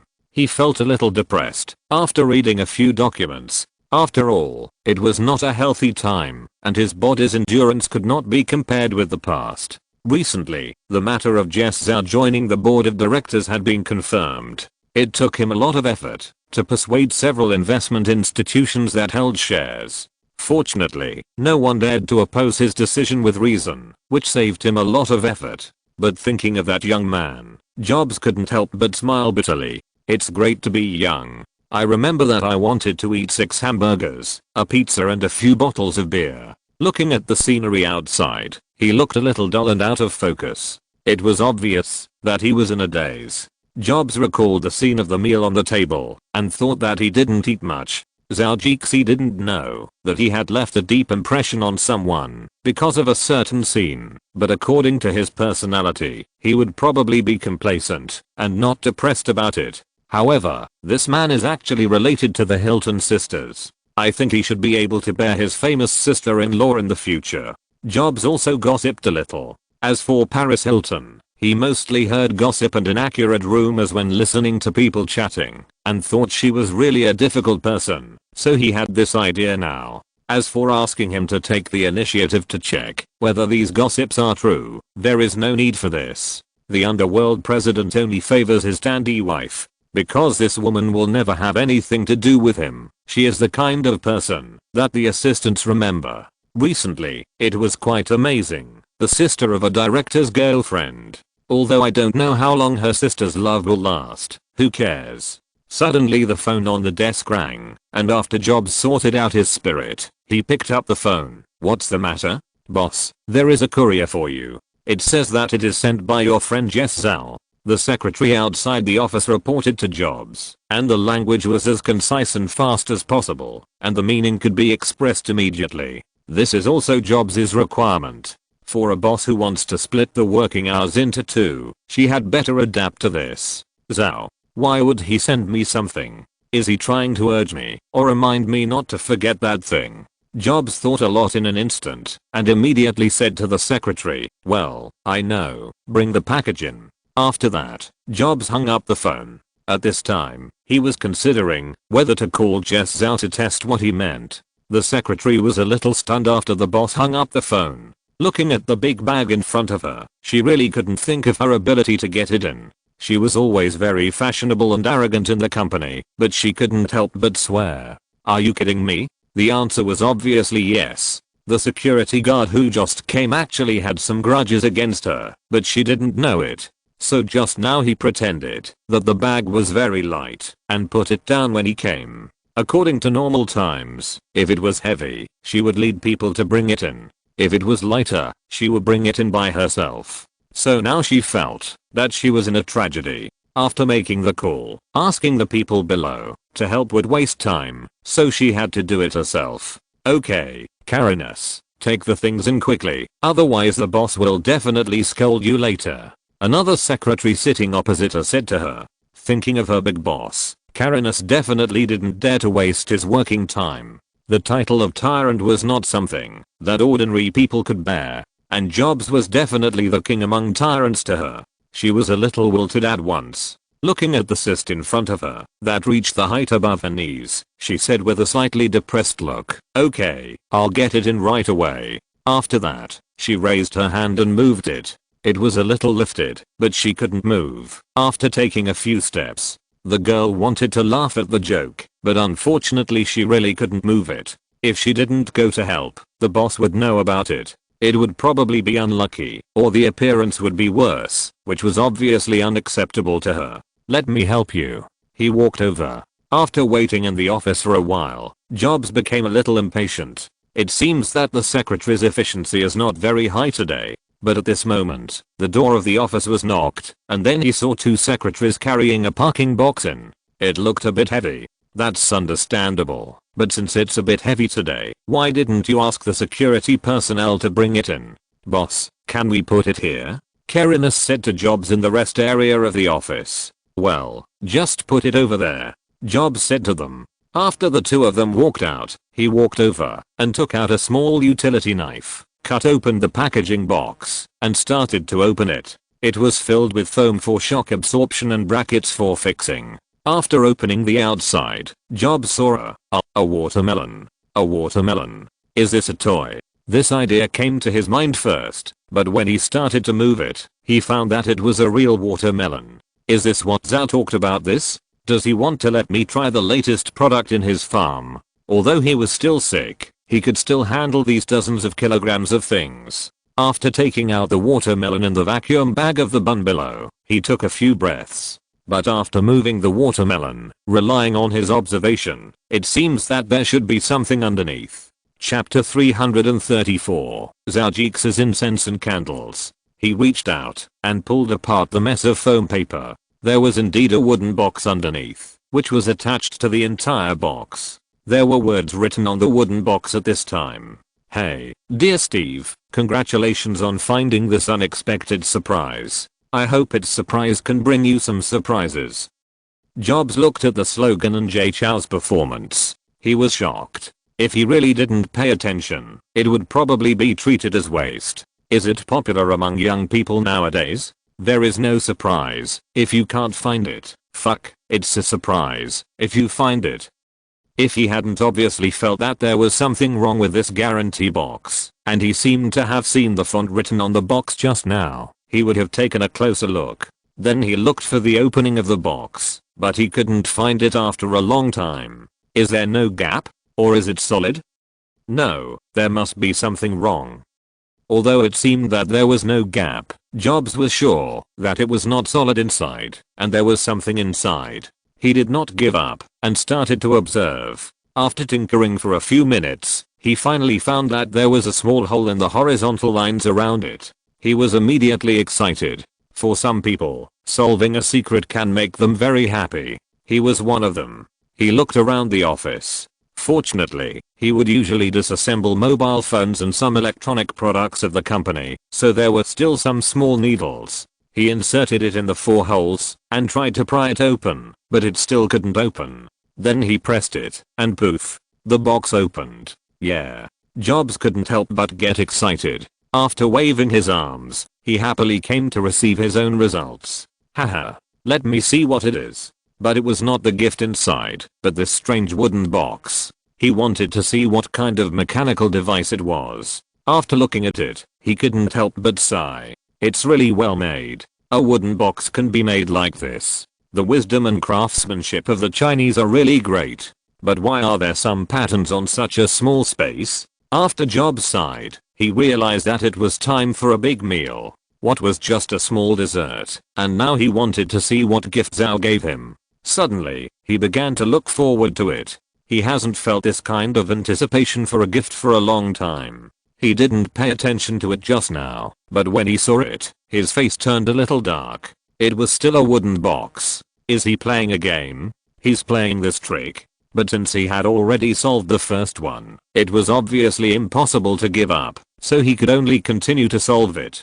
Fuck. After a while, he solved the box, but there was still a wooden box inside. There was a very mean pattern on the box, which looked a bit like Jay Chou, and there was a paragraph of text. Hey, Steve, old buddy, it seems you have a good mind. If you don't unlock the second layer within half an hour, when you unlock the box for the first time, you may never be able to open it. I put a little gadget in it. It's a pity that you can't see it. It's really helpless. Steve Jobs was already angry about this. He had seen Jay Chou's cheating behavior.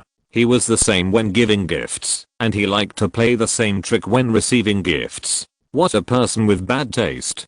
Jobs commented. But fortunately, there were words below. Well, my friend, since this is your first time playing this game, I have only set up 2 obstacles. Now congratulations, open it and take a look at my gift for you. Note, I spent a lot of precious materials and medicinal herbs to make this according to the ancient books of our nation. But I made some improvements.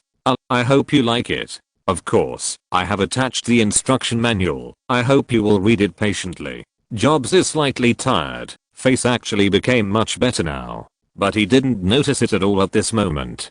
Fortunately, it was just noon. His wife told the secretaries to give him enough rest time. Otherwise, he would have a lot of official business now, and he would not have time to play games with Zhou here. It was the most anticipated time, just like putting away socks on Christmas Eve, and then looking forward to receiving some gifts tomorrow. He slowly opened the box. Fuck.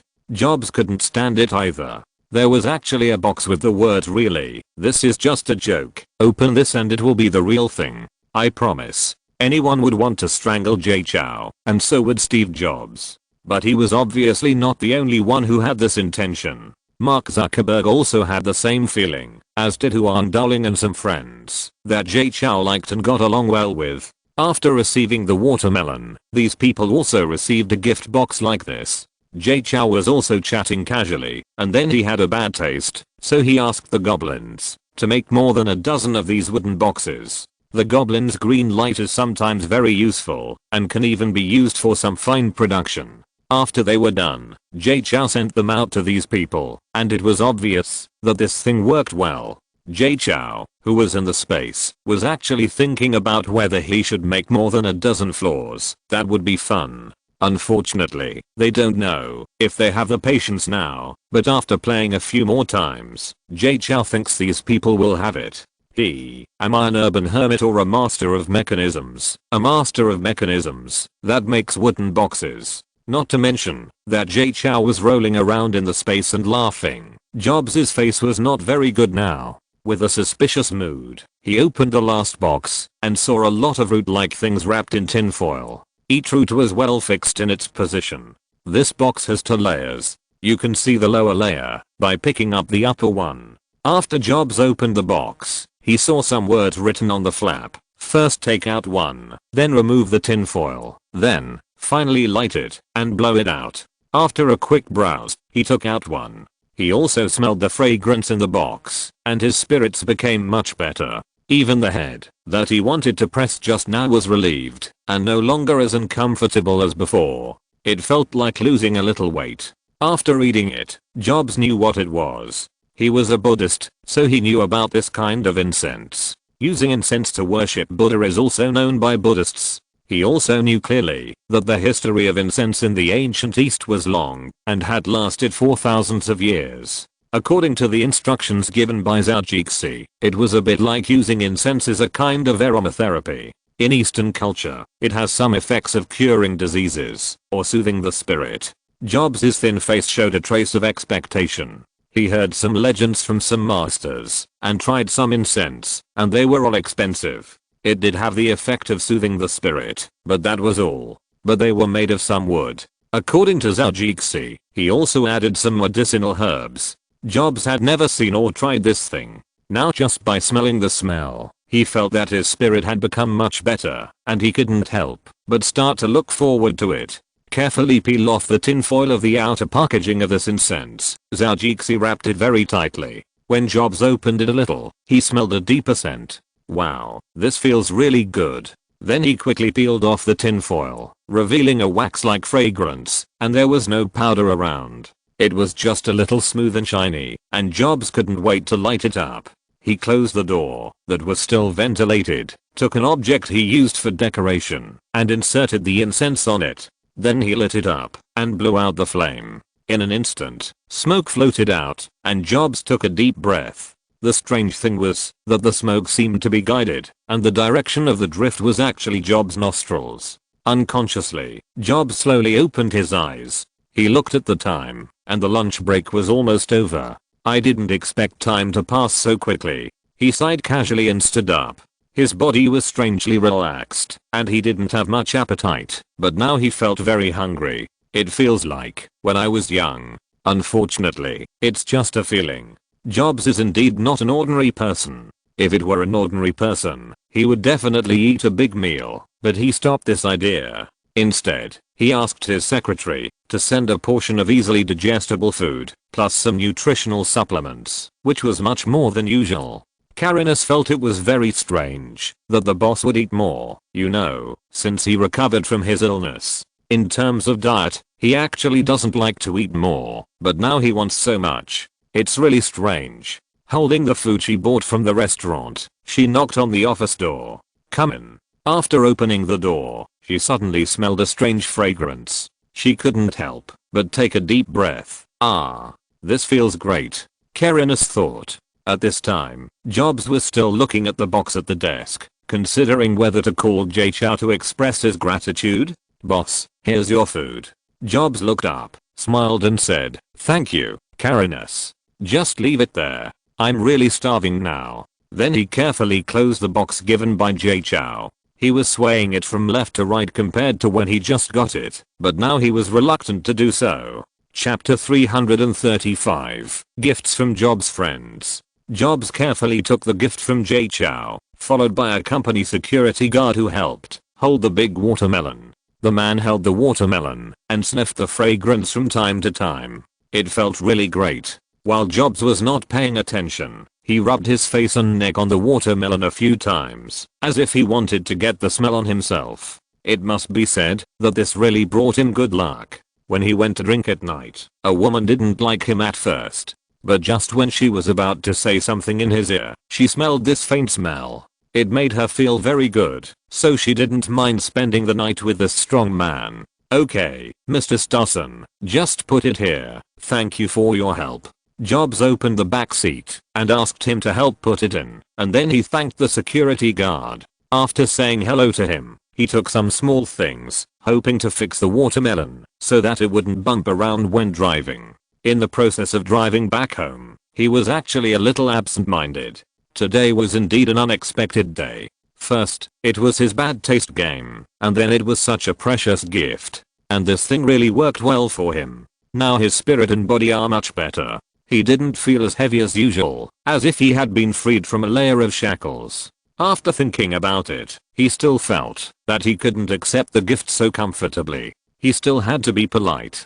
So he stopped by the side of the road without caring about driving, then took out his mobile phone and wrote a text message and sent it to Zhou. Suddenly, he felt as if he was much more comfortable. This was a psychological liberation. Although he betrayed the interests of some people, who cares? He was in a good mood and smiled more. When he got home, he saw his wife watering the flowers at the door. He smiled and parked the car in the parking space, walked over and kissed his wife Helen.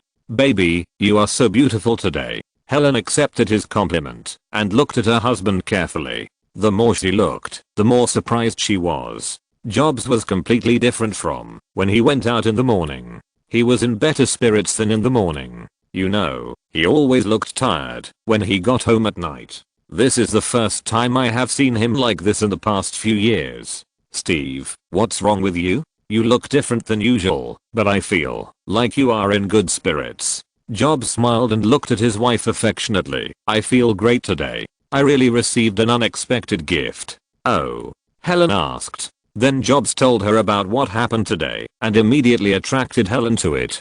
She was deeply grateful for JC's bad taste and the gift he gave her. She was deeply grateful at this moment. No one loved Jobs more than her, and even Jobs couldn't cherish him as much as she did. "Oh my god, I hope God bless him. Jess is such a good man." Helen sighed.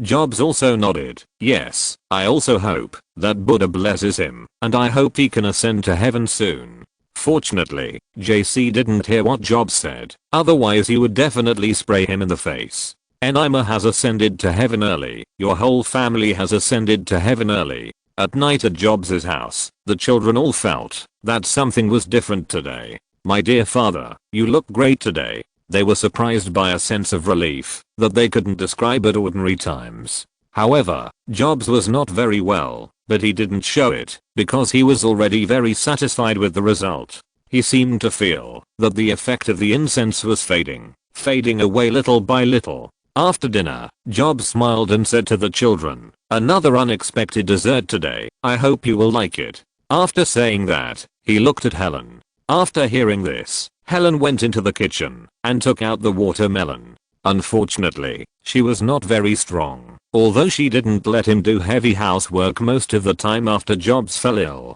Fortunately, the eldest son Reed was at home, although he was about to go to college. But he still tried to stay at home with his father because there might not be too many days in the future. In the next few decades, he might not have the opportunity to accompany his idol-like father. Irene and Eve also ran over to help, and Helen did not refuse.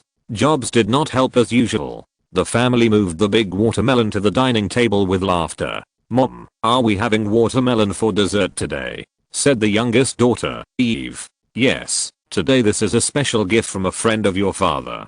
I think it should be a product that has just matured on the farm. It looks great, doesn't it?" Helen said to her little daughter with a smile. "Oh, this is the first time I've seen my father's friend send me a watermelon. What a strange person," the little daughter muttered. But Helen heard it. She frowned and looked at her with a serious face. "Eve, you are not allowed to say that about your father's friend. He is not a strange person. Do you understand?" Eve was frightened by her mother's serious look. "Okay, sorry. I'm really sorry. I just think it's a bit strange. Not that he is a strange person." She apologized to her mother. "Well, I hope you remember this." Helen nodded. Then he smiled slightly. "Sit on it now. Let's cut the watermelon." The second girl, Irene, took advantage of Helen's inattention and said to her sister, "Look, you frowned. It seems that this is a great friend, and he has a good relationship with mother. I don't know which one it is. I think you must want to meet this good friend now." "Fuck." Eve cursed in a low voice at her sister, who took the brush away. When they were at home, Jobs always believed in his wife's way of educating children, and he had no opinion on it. He believed that his wife would do a good job, so he didn't mean to intervene when he saw this. Then Alan took out a knife and slowly cut the watermelon. When the blade just went in, juice flowed out. Immediately, the smell came out, and the few people sitting there also smelled this fragrant and tempting smell. "Wow, this smells so good." Eve widened her eyes and kept sniffing. "This smell." Irene and Reed also exclaimed in surprise. Helen and Jobs were also surprised that the watermelon tasted so good.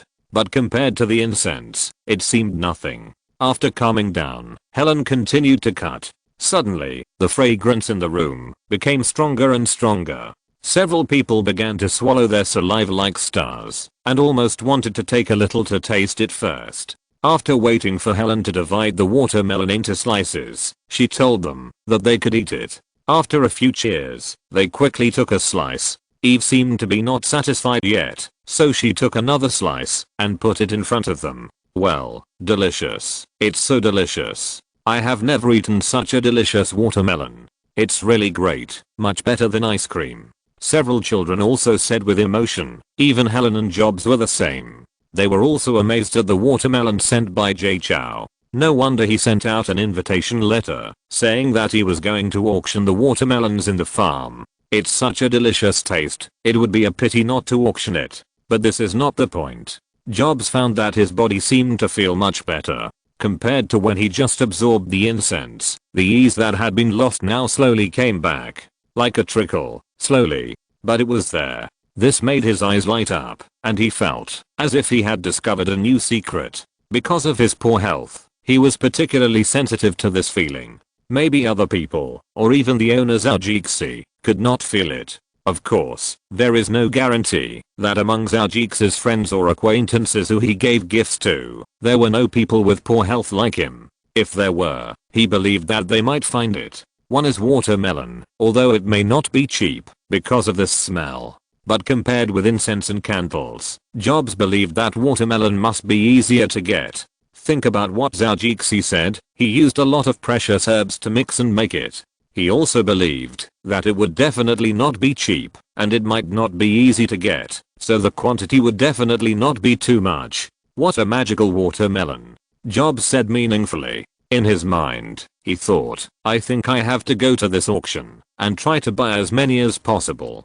Drinking a little watermelon juice every day in the future will definitely feel great. I also have to ask Jay Chow if he still has this fragrant fruit. It would be best if I could buy more. I only have about 30 of them now, which is not a lot. Yes, this watermelon tastes really great, Helen also said with emotion. The Brown Cone family just moved to this town today. Woodside Town is a famous wealthy town. There are many celebrities living here, and one of the houses closest to him is where Apple CEO Jobs lives. Now it's evening and Jobs has returned, and it's time to visit his family. His wife is a blonde girl, very beautiful, and has a good personality.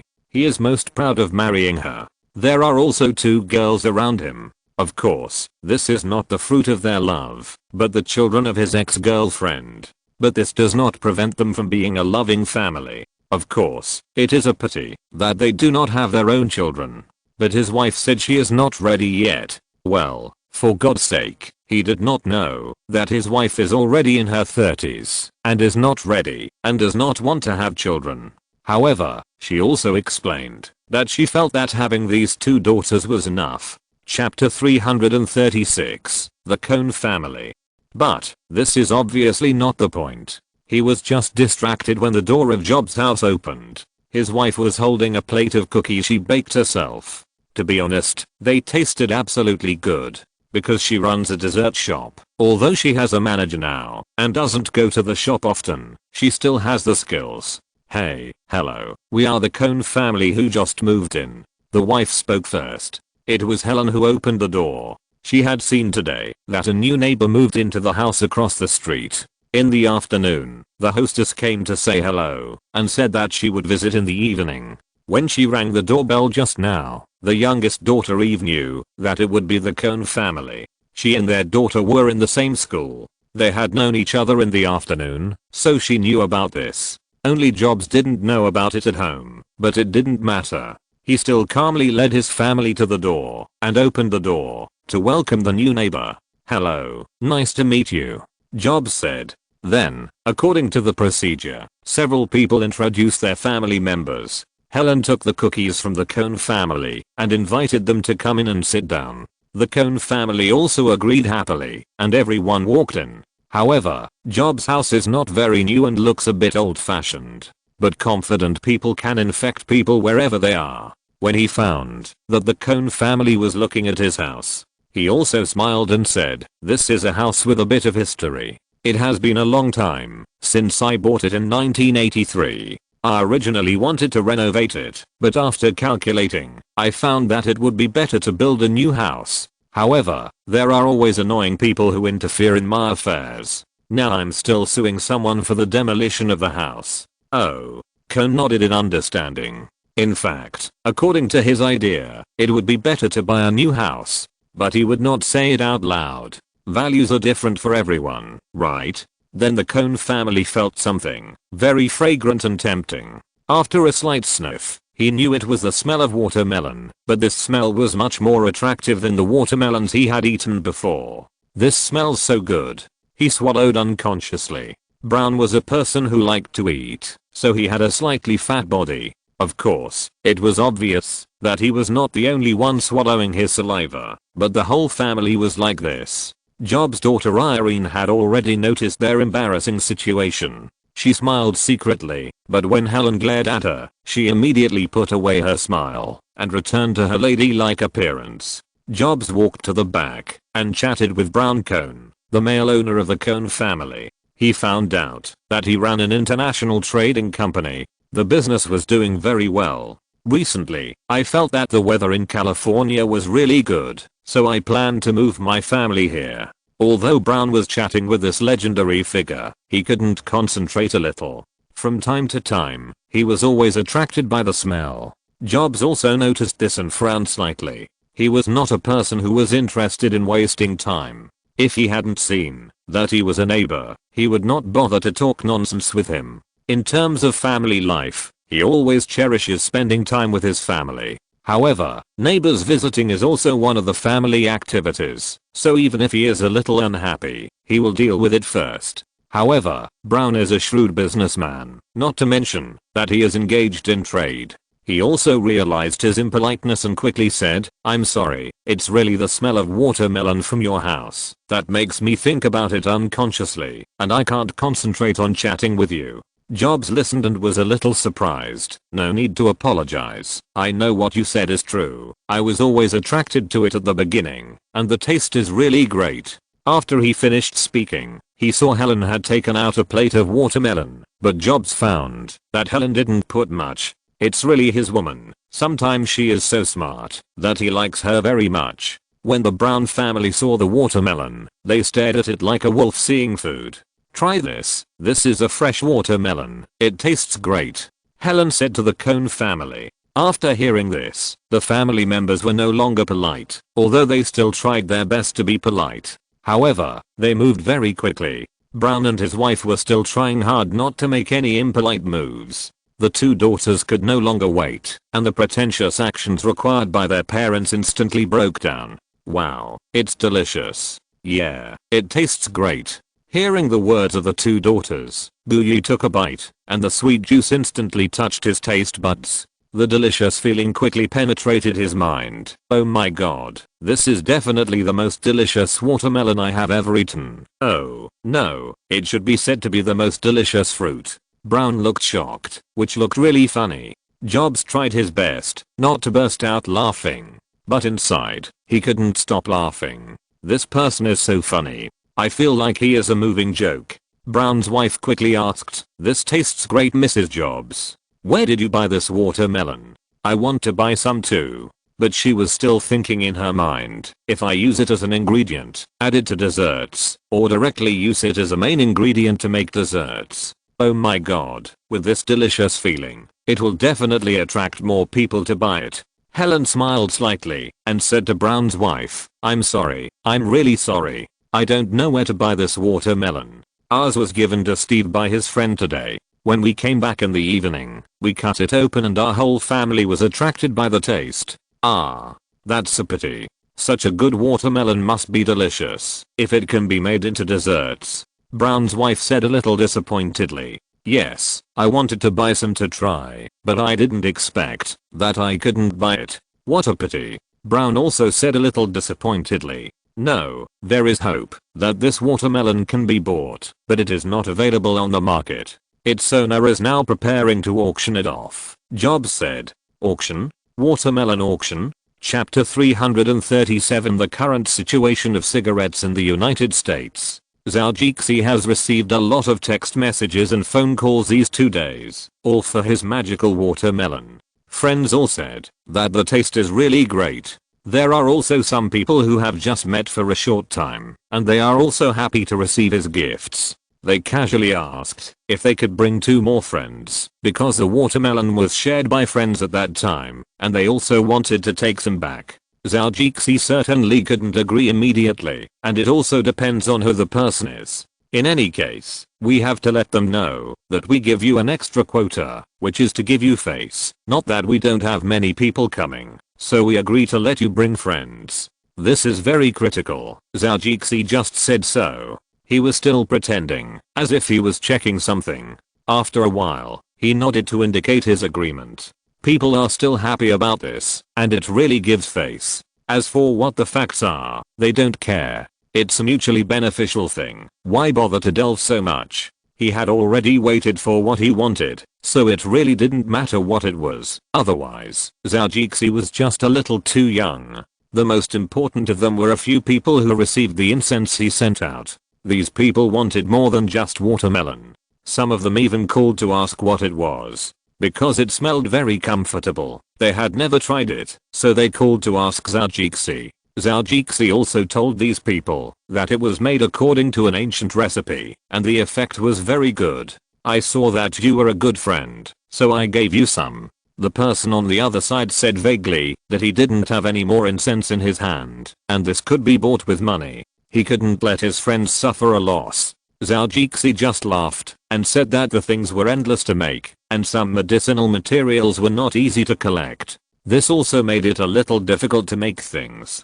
In addition, I was a rich man after all, so how could I have time to make this thing every day? Although in fact it was not made by him, but the masterpiece of the goblins. The plants and herbs in the space, as well as ginseng, were used. According to a certain ratio, they were ground into powder and mixed together to make the incense in Zhou's hand. Among them, Zhou provided a rare ancient book, which was obtained from the old lady. Zhou first copied a copy, and even the other books that he had read and had not read. He was afraid that something unexpected would happen, so he copied a copy. Of course, this was made by the little goblins again. If those rare books were gone, it would be a pity. The little goblins followed the production method introduced above and spent a lot of time at the beginning. They didn't make it. Later, Zhou didn't need to follow them all the time. He just improved it and finally made a version that was a little different, but the effect was not half worse and even better than that one. It is understandable that the space medicine and spiritual energy are added. When I saw Li Shuang's sandalwood, I was tempted to make this. This time, this one was actually put up for auction, and there was also the medicinal smoke. It can be said that it is a modern version of this. But if it is sold, it cannot be called medicinal smoke. After all, selling cigarettes in the United States requires a license, and they cannot be sold casually. In fact, the ban on smoking in the old United States is very serious. Not to mention that you can't find cigarettes in shopping malls. There are none in supermarkets, and even gas station kiosks are hard to find. Of course, there is no cigarette butt in them except Coca-Cola. When Zhou went to buy cigarettes himself, he was a little dumbfounded.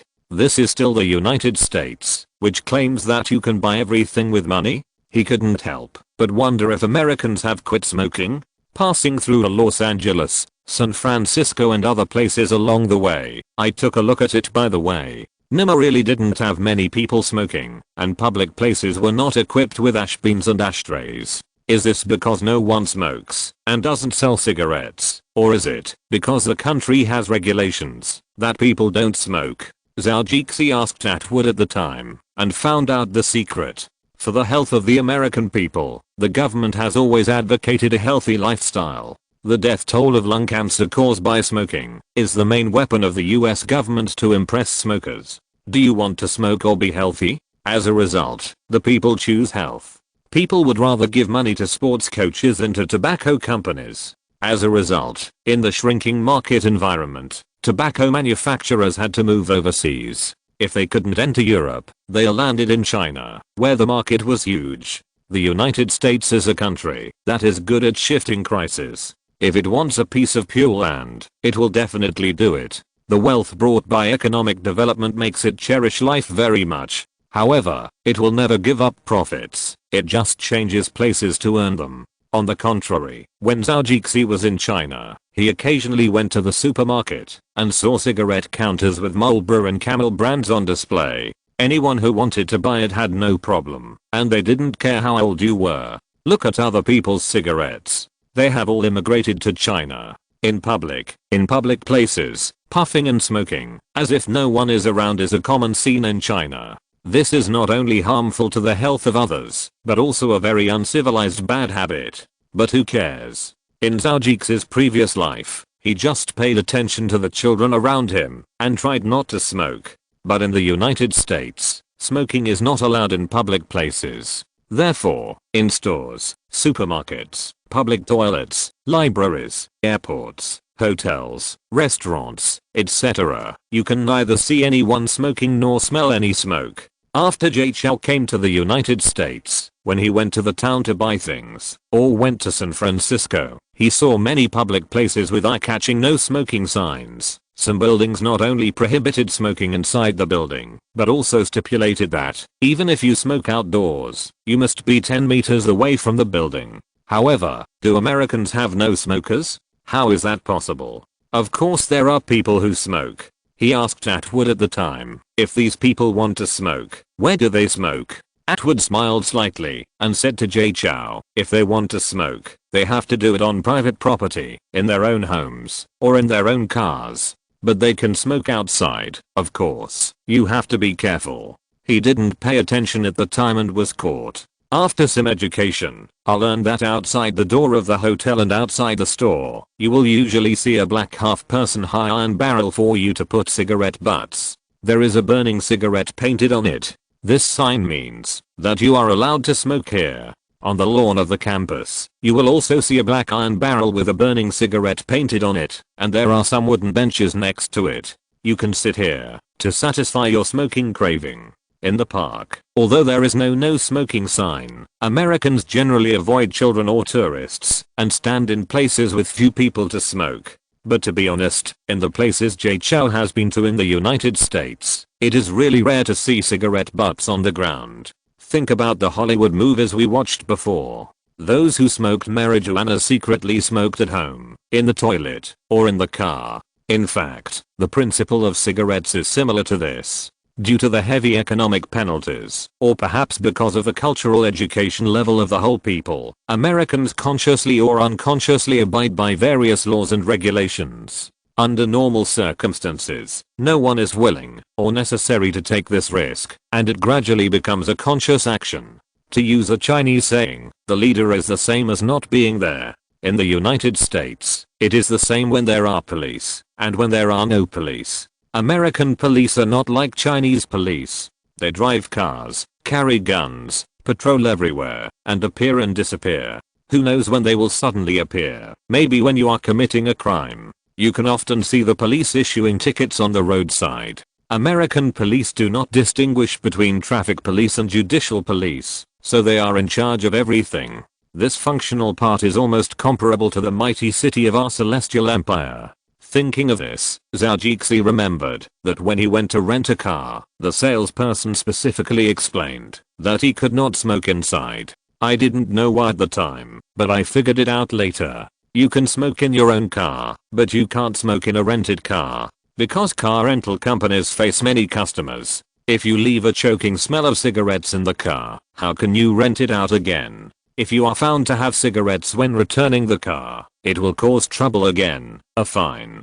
Car rental companies in the United States are also unprecedentedly developed and convenient. Even if Americans have their own cars, they will rent cars for various needs. Zhou was very puzzled at first, but later I understood that this is also a special national condition in the United States. In addition to not allowing smoking in public places in the United States, when entering customs, one person can only bring one pack of cigarettes. The hateful thing is that American law stipulates that non-adults are not allowed to buy cigarettes. If you sell cigarettes in supermarkets or stores, you must show your ID card to prove your age. If the salesperson violates the law, once he is discovered by the police or reported by someone, he will go to jail. In supermarkets, where cigarettes are sold, there are very few varieties of cigarettes, and Zhou is familiar with only Marlboro. And unlike general goods, they are not placed on the shelves, but behind the salesperson, and customers are not allowed to take them by themselves. There are actually two prices, one is $4.90 per pack, and the other is $2.30 per pack. He was a little confused at the time. Why is the difference so big? After asking, he found out that the cheaper ones are not real cigarettes, but a kind of cigarettes similar to chewing gum, which you can chew in your mouth when you miss smoking to relieve your craving for cigarettes. There are few varieties of cigarettes and the price is expensive. In addition, the tobacco tax in the United States is very high, so cigarettes are also expensive. The purpose is obvious, not to encourage smoking. They just want to make it so expensive that you can't afford to smoke or smoke less. Look, you don't want to be healthy yourself, but you don't want others to be healthy. Even real cigarettes, like American beer, have light and heavy grades, and the lighter ones are cheaper. I spent $4.90 to buy a pack of cigarettes, which is more than double the price in China. When checking out, the funny thing is that I still have to pay tax, about 10%, which is based on the tax laws of each state. Chapter 338. If Zhou Jixi wanted to take out the medicinal cigarettes for trading and auction, it would be a bit troublesome. After all, the method of using medicinal cigarettes is the same as that of cigarettes. He doesn't think that people will say that this cylindrical object wrapped in paper, which bulges out after being ignited and inhaled, is not a cigarette. It is the medicinal cigarette you mentioned. After thinking about it, Zhou Jixi decided to give up this idea. The medicinal cigarettes can actually be used as private gifts. When he opens a tobacco company in the future and obtains the qualification to purchase tobacco or directly acquires a small tobacco company, as long as he obtains the qualification to produce and sell, there will be basically no problem. Hey, there are indeed some things in the United States that are not easy to fool. It's really troublesome. This fucking tax is much more powerful than the secret agents. Almost every rich man has to be followed by someone. If I dare to buy this, I will probably go to jail for a while. Zhou Jixi thought, which was also what his lawyer Harvey said to him. Zhou Jixi thought about it and asked him to find out about the tobacco company. Anyway, this matter is not urgent, so take it slowly. Thinking of the message sent by Jobs on the short message, he couldn't help but feel secretly happy. Sure enough, there would be some benefits for giving gifts. He had already told the manager who ruined his reputation about the message on the phone. As long as he operated well, he could also follow those big crocodiles to eat some small meat. If he didn't operate well, he could just get out of here. He took my high salary, but he couldn't do this well. But thinking of the fact that he made more than 20 million for himself last time, this ability can still be affirmed. Atwood in the farm is ready. Now he has invited a public relations company to help arrange the venue that Zhou Jixi needs.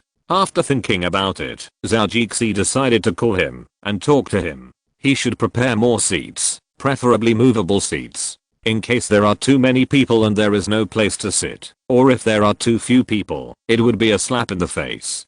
Hey, Atwood, old buddy, how are you doing now? After Zhou Jixi called and the call was connected, he asked Atwood directly. Now it was a more serious job, so he didn't follow the old man's politeness like usual. Atwood smiled heartily, and he felt refreshed looking at the arrangements around him. The farm hadn't been so lively for a long time. Now because of the arrival of the new owner of the farm, he could already foresee the future, and the farm would definitely not be as unknown as when Old Man Bud was there. The venue has been found and laid out. I looked at several plans given by the public relations company and I think they are all good. The site also took into account both sunny and rainy weather, and everything can be arranged. Zhou Jixi felt much more at ease after hearing this, because he didn't want to suddenly fail at the critical moment. Now he felt much more at ease. That's good job, old man. I'll leave the venue to you. Arrange all the preliminary arrangements first, and then press everything in the last few days.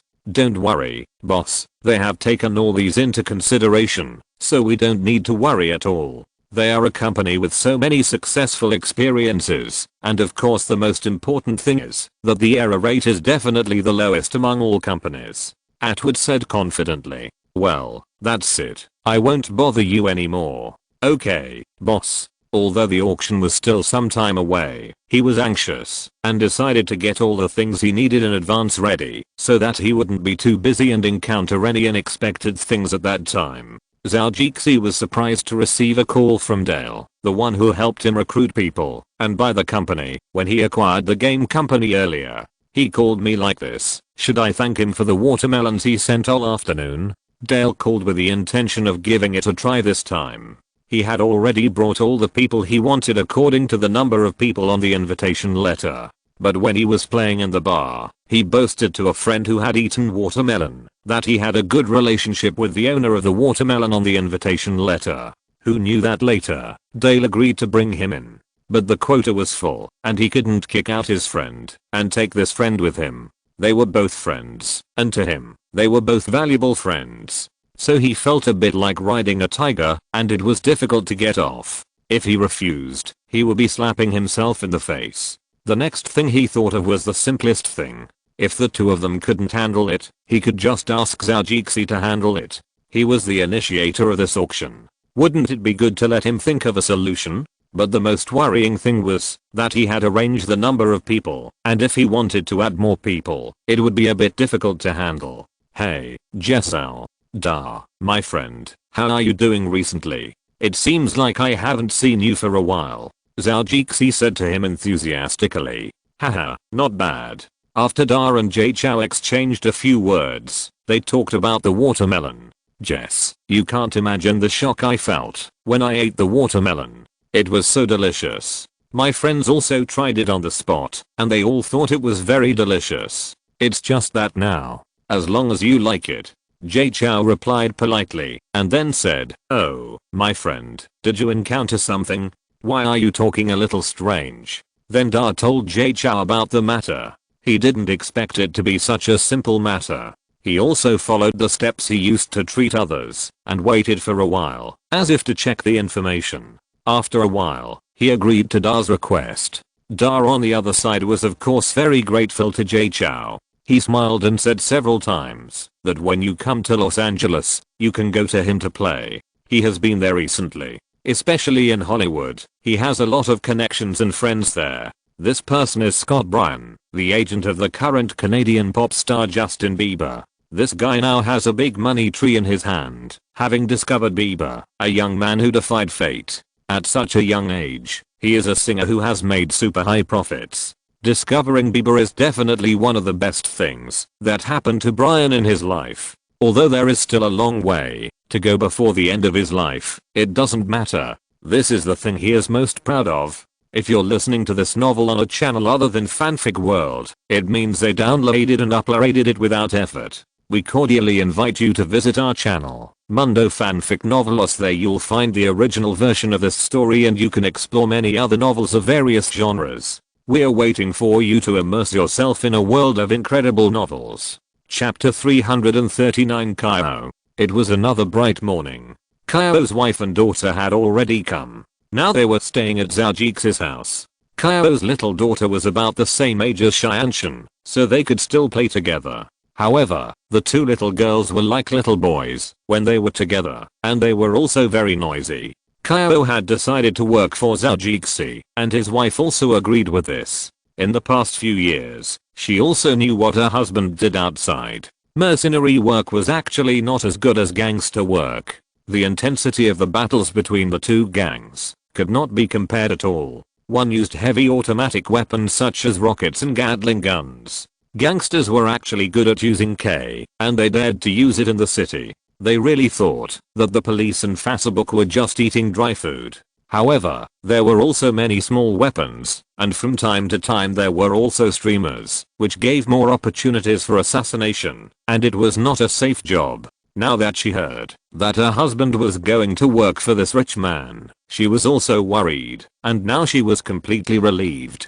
If it wasn't at Zhou Jixi's house this time, he would have wanted to have a small celebration. As for the possibility of moving to California after work, this is not a problem at all. Compared with my husband and family, this is a small matter, and in fact, the weather in California is really good. Although I may not see the snow here in the future, my husband's stable salary and income can fully afford the family travel plan several times a year. By the way, my husband seems to have a lot of vacations. Zhou Jixi saw Zhou's wife, Camille, in the morning. She is also a person who likes fitness. When she was in her hometown of Montana, she was also a girl born on a farm. Later, after meeting Zhou, the two went through a lot of things and walked together. When Zhou was a mercenary, she became a full-time wife at home, and ran to the fitness club when she had nothing to do. Hey, Camille, are you used to living here recently? Good morning, Jess. Here are your milk and eggs. Camille first took the things that Zhou Jixi must drink in the morning from the table to him. Zhou Jixi saw that she had already brought the things over, so he didn't walk to any place and took them casually. Thank you. You're welcome. I feel great living here these days, especially the bathtub in your bathroom. It's really great. It's a great enjoyment to soak in it every time after exercise. Kamixu couldn't help but speak and sighed to Zhou Jixi. Oh, it seems that you have a good eye. Kamixu also talked about the bathtub that Zhou Jixi liked. Although there is a river of vitality in the space to soak, it doesn't have other effects of massage. That bathtub is also my favorite. Every time you sprint a few dozen meters in front, you jump in. Wow, it's really great. Indeed. Kamixu said with a look of desire in her expression. Zhao smiled at him and said, Kamixu, if you also want to install one, that's no problem. With Zhou's current salary, it's not a problem to afford such a bathtub. Yes. Kamixu exclaimed in surprise, and then said to Zhao with a little disappointment, but we haven't found a house yet, so we may have to wait for a while. Don't be too anxious about this, you can live in my house for a while. Don't be too anxious about the house. Zhao said to Kamixu comfortingly, and then he started to eat a few eggs, and then quickly drank a large glass of milk. Okay, as long as you don't mind, I don't mind. Kamixu said cheerfully. And your indoor swimming pool is also very good. Zhao chuckled, walked out and started a morning exercise. Today, Kyle got up very early. Usually, he gets up about 20 minutes later than Zhao. Recently, he has to work on the farm, so he took advantage of the morning jogging to explore the area around Zhao house, and then made an attack and ambush plan. You heard it right, this is what he does now. Who can blame him for his old job? Since he is still learning about security, he will make the first plan, based on his expertise. He will make the defense as easy as possible. In advance, he gave Zhao a plan to build a tower. Now he has built several towers outside his villa, installed high-power searchlights, and can also defend at night. He also installed several fully automatic machine guns. As long as there is any movement, the security forces will definitely be able to react quickly and strangle the invading enemies. This is definitely not a team of more than a dozen people who can sneak into the vicinity of Zhao villa. If there are not dozens of people holding large weapons, let alone entering, it is estimated that they will be shot down in a few shots. The farm is almost flat. Even if there is woodland, the nearest one is a few minutes away from the villa. That's still the inner circle. The towers built on the periphery are all grasslands. Installed peripheral infrared and range thermal energy sensors.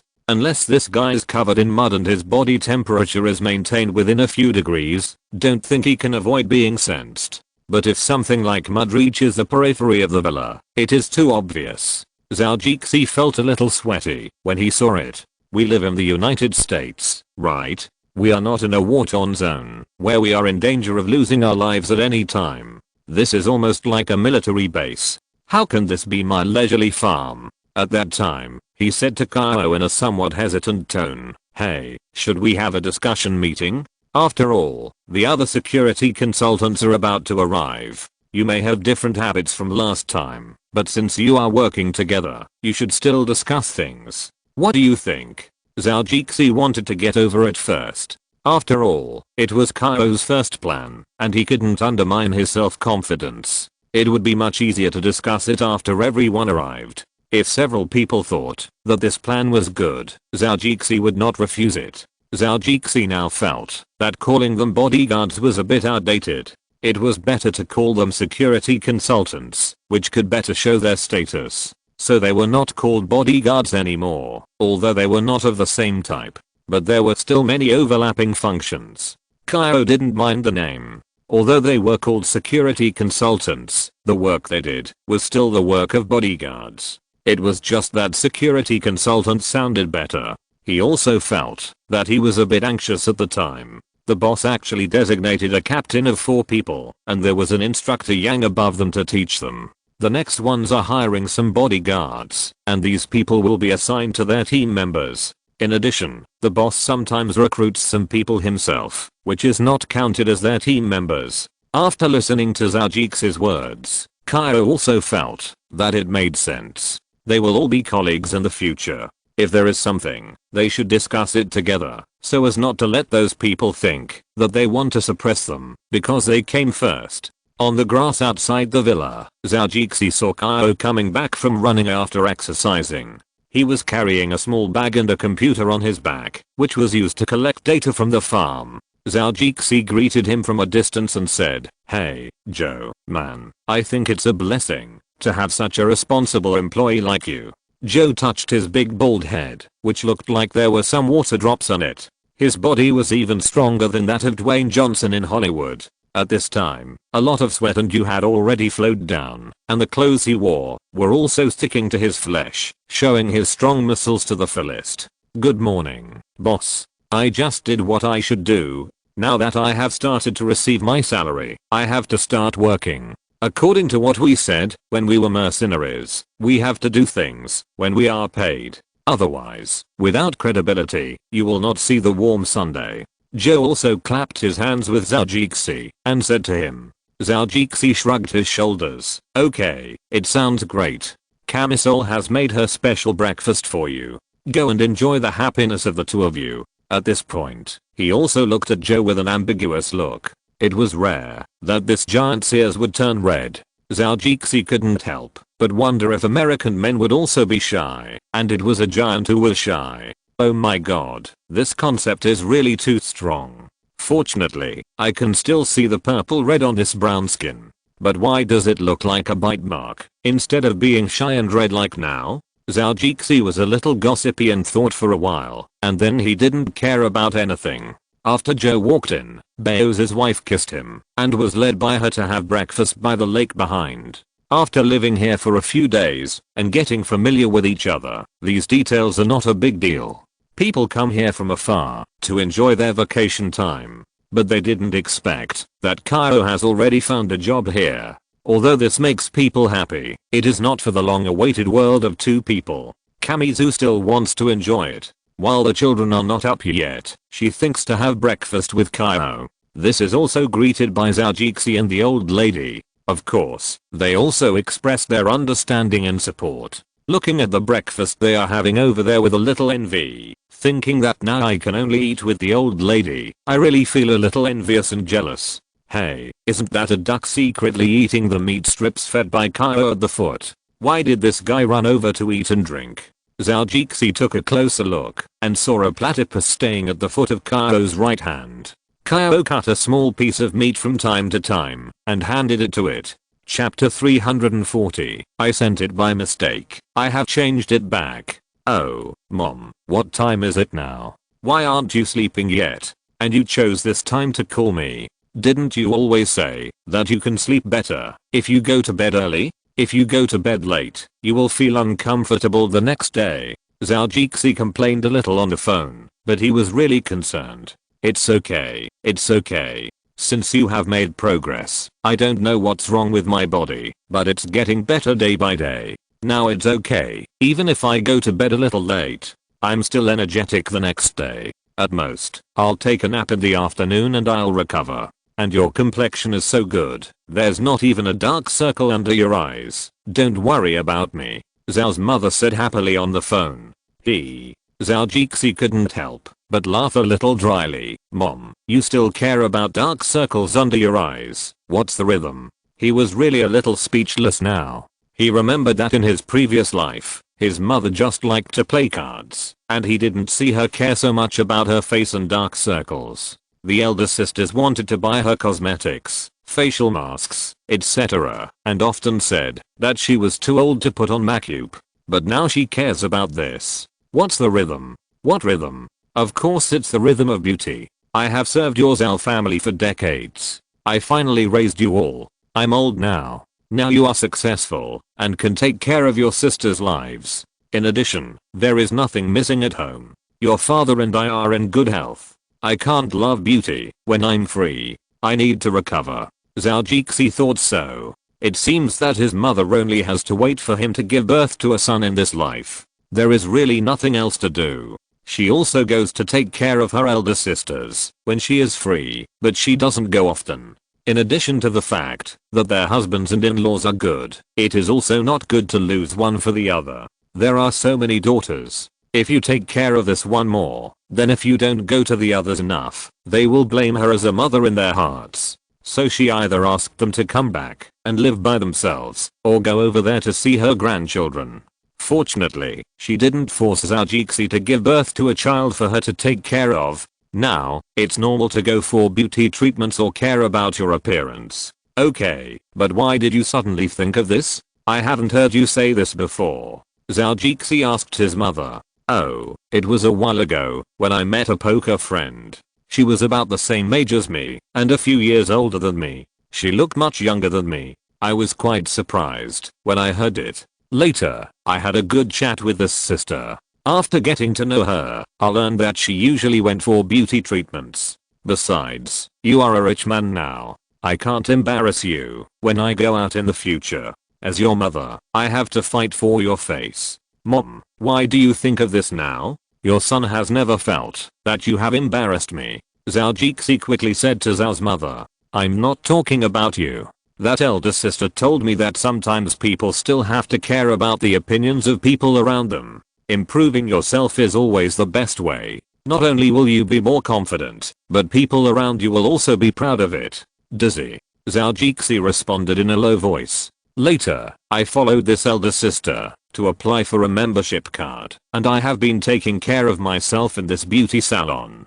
Those little girls are really good at kneading my body, and I feel much more relaxed after they massaged me. Zhao's mother said to Zhao Jixi excitedly. Zhao Jixi thought about it and felt that it was nothing. This is also a good thing. His mother knows how to enjoy life. Isn't this a kind of progress? Money has to be spent to show its value. So he said to the phone, that's good. You can go and take care of it when you have time. We don't lack that little money. We have to use good things. Since we are doing it, it can't be too bad. Okay, I don't need you to teach me this. I have lived for so many years, and I have eaten more salt than you have eaten rice. I still need a young man like you to teach me. The mother felt normal now and began to teach Zhao Jixi and then said to him, I have checked on Baidu and the things used in that beauty salon are really good. Zhao Jixi was shocked again. Well, it's just that he can use Baidu on the computer, which is nothing, right? As long as there is a computer and can write, basically everyone who goes online will use Baidu. It's not strange. It's not strange. Zhao Jixi said to comfort himself. Oh, Mom, you can use Baidu. It seems that you can't escape the advanced representative of your age. Zhao Jixi followed Zhao's mother and said something funny. What a jerk. You're still calling me an advanced representative. I don't even have one. That older sister already knows how to use computers. She's older than me, so she's the advanced representative. Okay, you're amazing.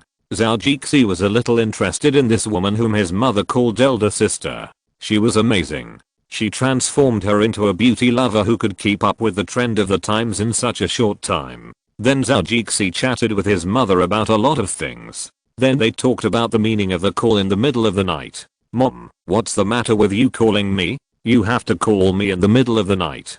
Zhao's mother thought of the key point this time. She couldn't help but pat her head and said, oh, if you didn't say that, I almost forgot about it. Zhao Jixi shook his head helplessly. His mother was the same. He rolled his eyes and could only continue to ask, oh, then what are you doing, Mom? I was not going to play cards tonight, so I was watching a rerun of a TV program, and I saw a man who looked a lot like you. Even his name was similar. He was also from the United States. When I looked closely, it was really you. Ah. Zhao Jixi was surprised at first, then said, ah, Mom, what TV program was it? A TV program, isn't it the one used for blind dates? I think it's called something, Then she closed her eyes and rested for a while. Then she remembered something and said loudly to the phone, ah, I remembered it. It's the name of movie played by Zhou. Zhao Jixi was a little skeptical at first and said to her, if you are the one. Chapter 341 about blind date. After Zhou said the name, his mother nodded and said to the phone, yes, that's right. It's that show. This show is quite popular in China now. The two bald guys in it are quite interesting, but some of the girls are really not that good.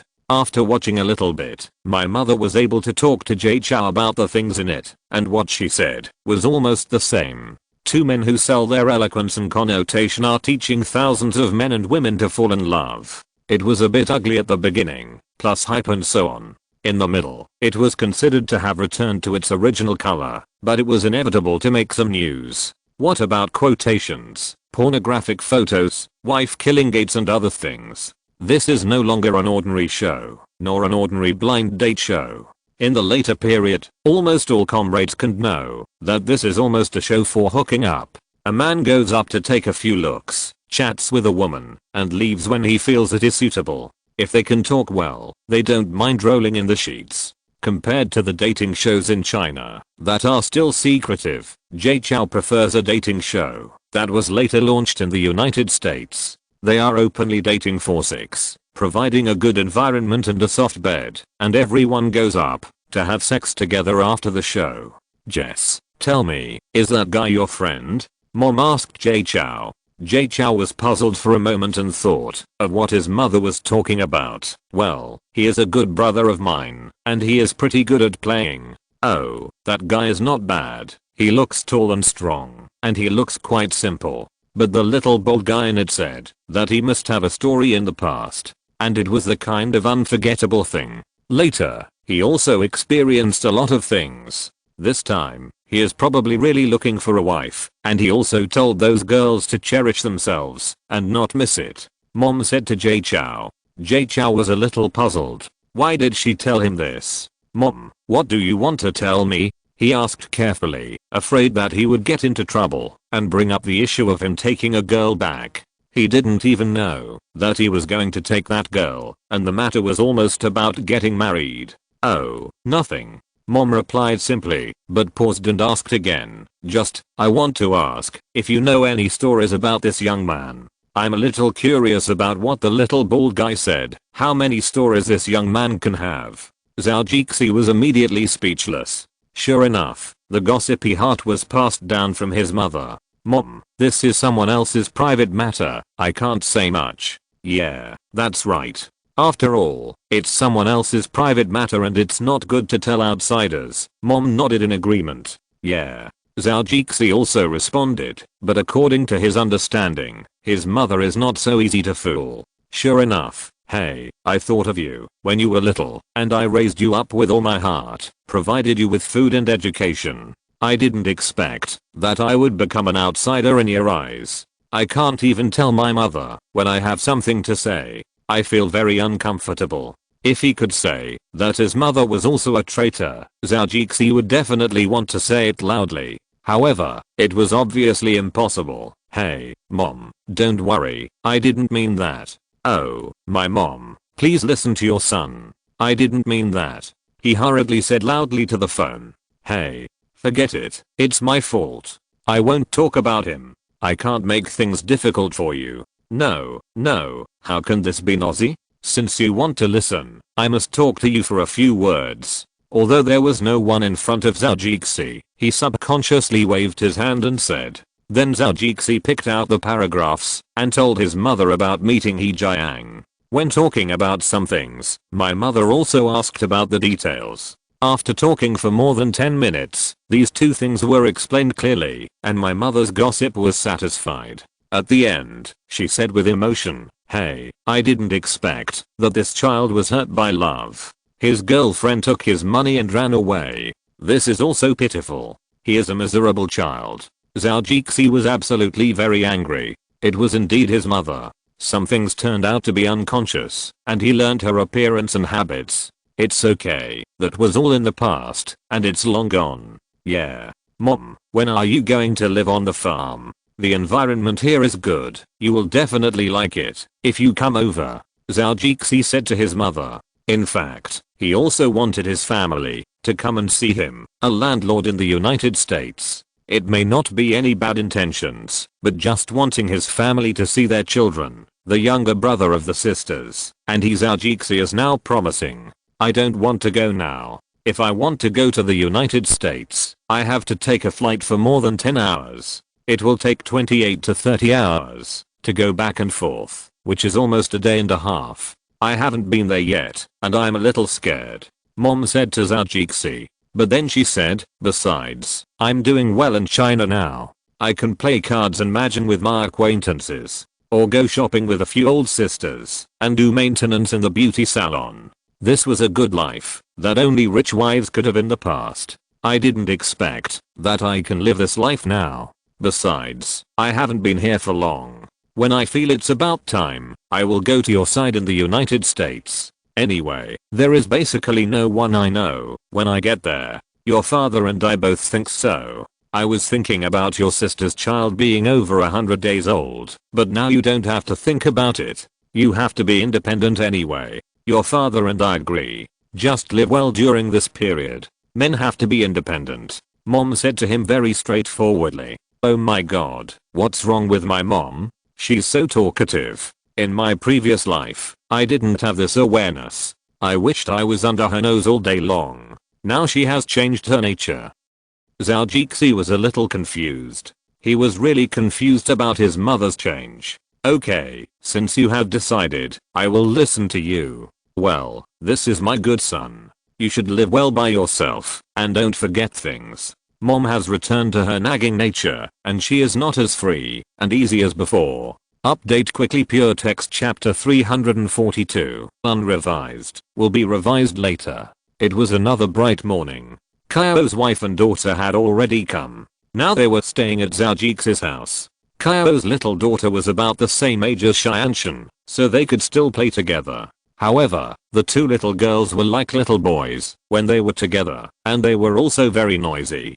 Kyo had decided to work for Zhou, and his wife also agreed with this. In the past few years, she also knew what her husband did outside. Mercenary work was actually not as good as gangster work. The intensity of the battles between the two gangs could not be compared at all. One used heavy automatic weapons such as rockets and Gatling guns. Gangsters were actually good at using K, and they dared to use it in the city. They really thought that the police and Facebook were just eating dry food. However, there were also many small weapons, and from time to time there were also streamers, which gave more opportunities for assassination, and it was not a safe job. Now that she heard that her husband was going to work for this rich man, she was also worried, and now she was completely relieved. If it wasn't at Zhou house this time, he would have wanted to have a small celebration. As for the possibility of moving to California after work, this is not a problem at all. Compared with my husband and family, this is a small matter, and in fact, the weather in California is really good. Although I may not see the snow here in the future, my husband's stable salary and income can fully afford the family travel plan several times a year. By the way, my husband seems to have a lot of vacations. Zhou saw Zhou's wife, Camille, in the morning. She is also a person who likes fitness. When she was in her hometown of Montana, she was also a girl born on a farm. Later, after meeting Zhou, the two went through a lot of things and walked together. When Zhou was a mercenary, she became a full-time wife at home and ran to the fitness club when she had nothing to do. Hey, Camille, are you used to living here recently? Good morning, Jess. Here are your milk and eggs. Camille first took the things that Zhou must drink in the morning from the table to him. Zhou saw that she had already brought the things over, so he didn't walk to any place and took them casually. Thank you. You're welcome. I feel great living here these days, especially the bathtub in your bathroom. It's really great. It's a great enjoyment to soak in it every time after exercise. Kamiksu couldn't help but speak and sighed to Zhou.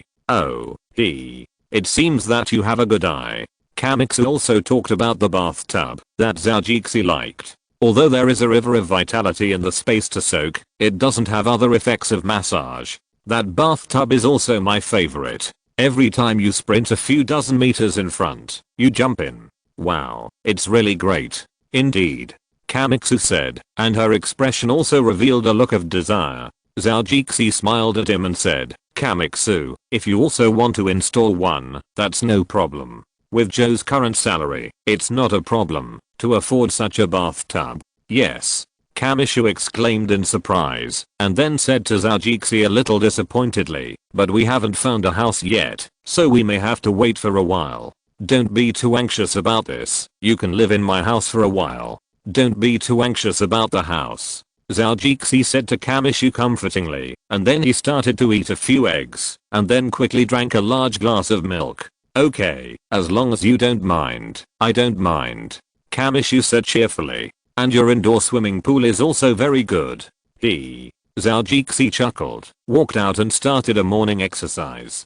Today, Kyo got up very early. Usually, he gets up about 20 minutes later than Zhou. Recently, he has to work on the farm, so he took advantage of the morning jogging to explore the area around Zhou's house, and then made an attack and ambush plan. You heard it right, this is what he does now. Who can blame him for his old job? Since he is still learning about security, he will make the first plan, based on his expertise. He will make the defense as easy as possible. In advance, he gave Zhou a plan to build a tower. Now he has built several towers outside his villa, installed high-power searchlights, and can also defend at night. He also installed several fully automatic machine guns. As long as there is any movement, the security forces will definitely be able to react quickly and strangle the invading enemies. This is definitely not a team of more than a dozen people who can sneak into the vicinity of Zhou's villa. If there are not dozens of people holding large weapons, let alone entering, it is estimated that they will be shot down in a few shots. The farm is almost flat. Even if there is woodland, the nearest one is a few minutes away from the villa. That's still the inner circle. The towers built on the periphery are all grasslands. Installed peripheral infrared and range thermal energy sensors. Unless this guy's covered in mud and his body temperature is maintained within a few degrees, don't think he can avoid being sensed. But if something like mud reaches the periphery of the villa, it is too obvious. Zhou felt a little sweaty when he saw it. We live in the United States, right? We are not in a war zone, where we are in danger of losing our lives at any time. This is almost like a military base. How can this be my leisurely farm? At that time, he said to Kyle in a somewhat hesitant tone, "Hey, should we have a discussion meeting? After all, the other security consultants are about to arrive. You may have different habits from last time, but since you are working together, you should still discuss things. What do you think?" Zhou wanted to get over it first. After all, it was Kyle's first plan, and he couldn't undermine his self-confidence. It would be much easier to discuss it after everyone arrived. If several people thought that this plan was good, Zhou would not refuse it. Zhou now felt that calling them bodyguards was a bit outdated. It was better to call them security consultants, which could better show their status. So they were not called bodyguards anymore, although they were not of the same type. But there were still many overlapping functions.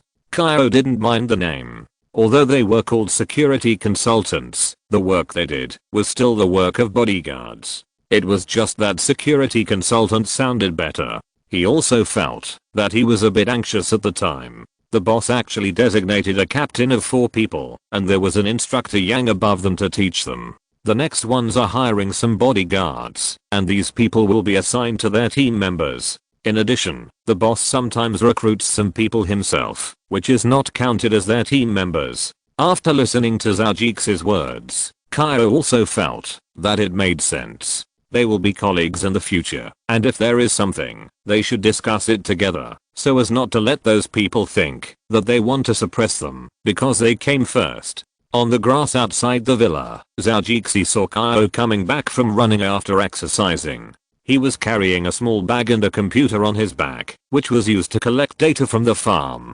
Zhou greeted him from a distance and said, "Hey, Zhou, man, I think it's a blessing to have such a responsible employee like you."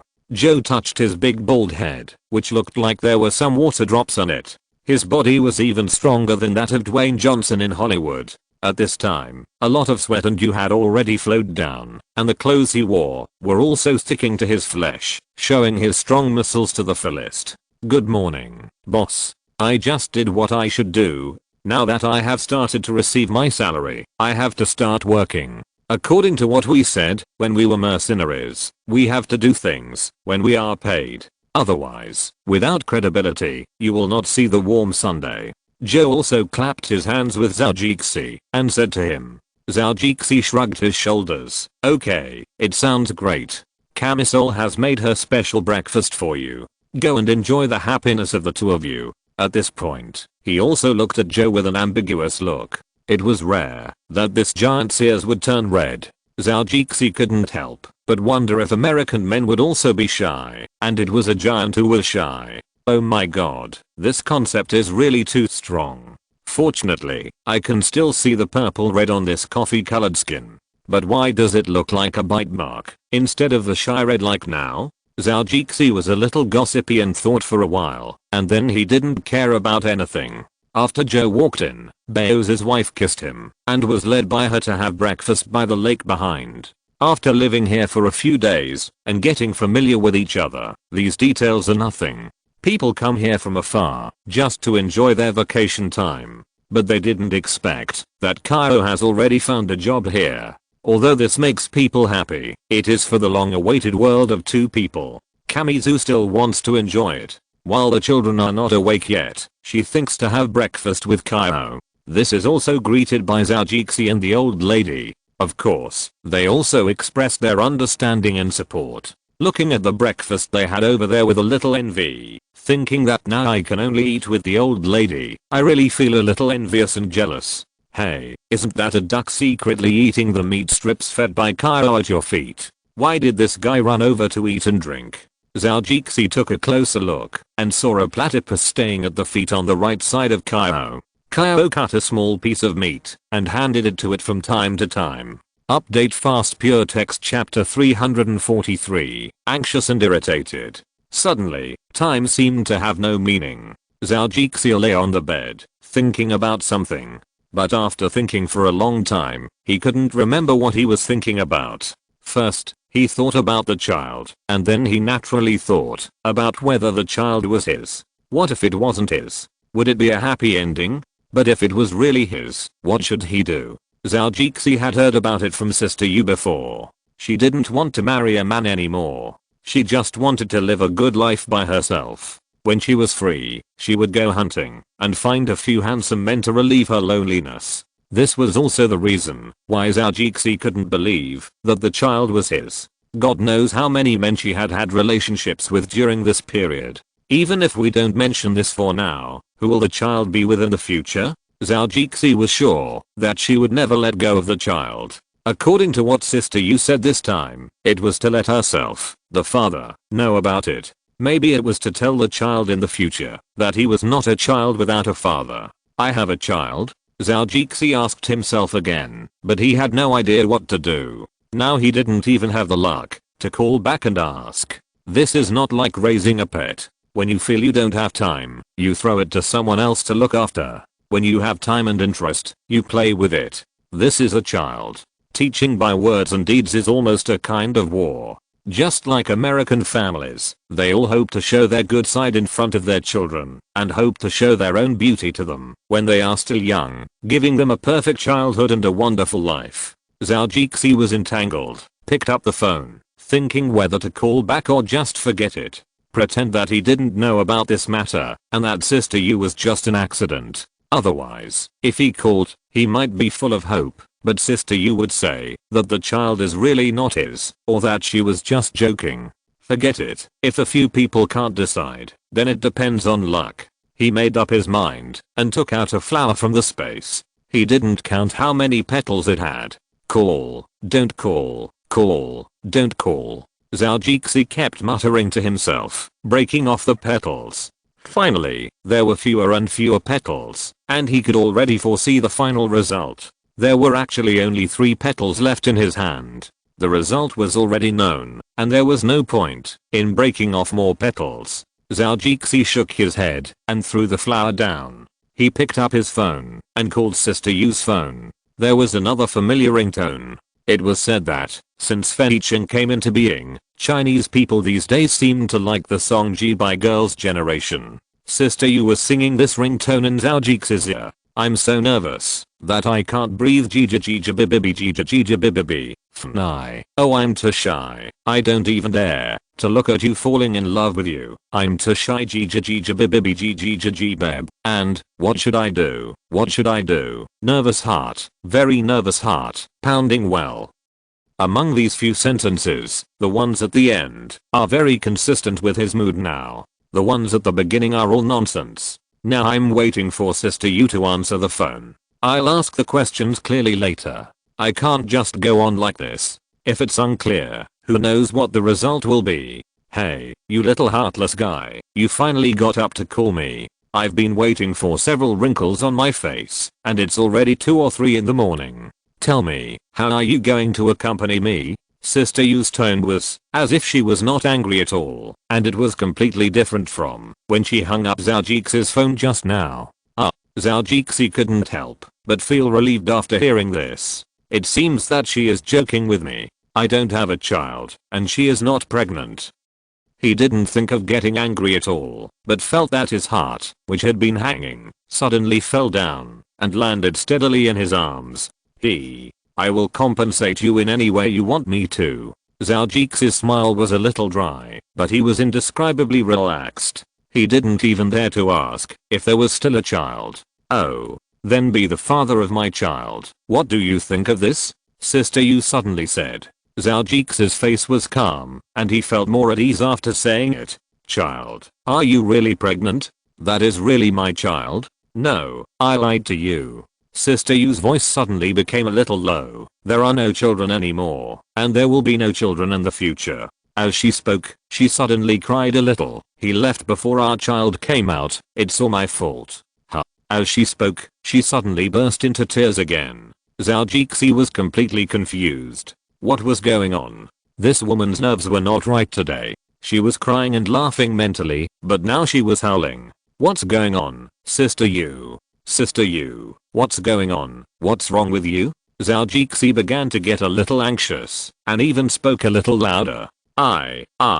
Sister Yu's voice had begun to become unclear at this time, and she couldn't say a word at all. What's going on? Just tell me. Zhao Jixi became more and more impatient. Suddenly, a bad idea popped up in his mind for no reason, as if something very bad had happened. But Sister Yu on the other end was still crying, and couldn't stop at all. Zhao Jixi's words were a little intermittent when he spoke like this. She couldn't answer him at all, and could only cry. Thinking about what might happen, Sister Yu's spirit was a little abnormal today. He became more and more worried the more he thought about it. He quickly took out another mobile phone and called He Jiang, who was in the same city as her. As for Sister Yu's phone call, he didn't hang up. He could hear the crying sound a little far away at this time. It was estimated that she had put down the phone. She was crying alone over there. Fuck. Zhao Jixi cursed louder and louder in his irritability. He kept walking around in the bedroom anxiously, walking back and forth endlessly. At this time, the noise he made had attracted the attention of the people below. In addition, he didn't close the door when he came in just now. At this time, the old lady had already walked up. Looking at the impatient Zhao Jixi, she walked over slowly.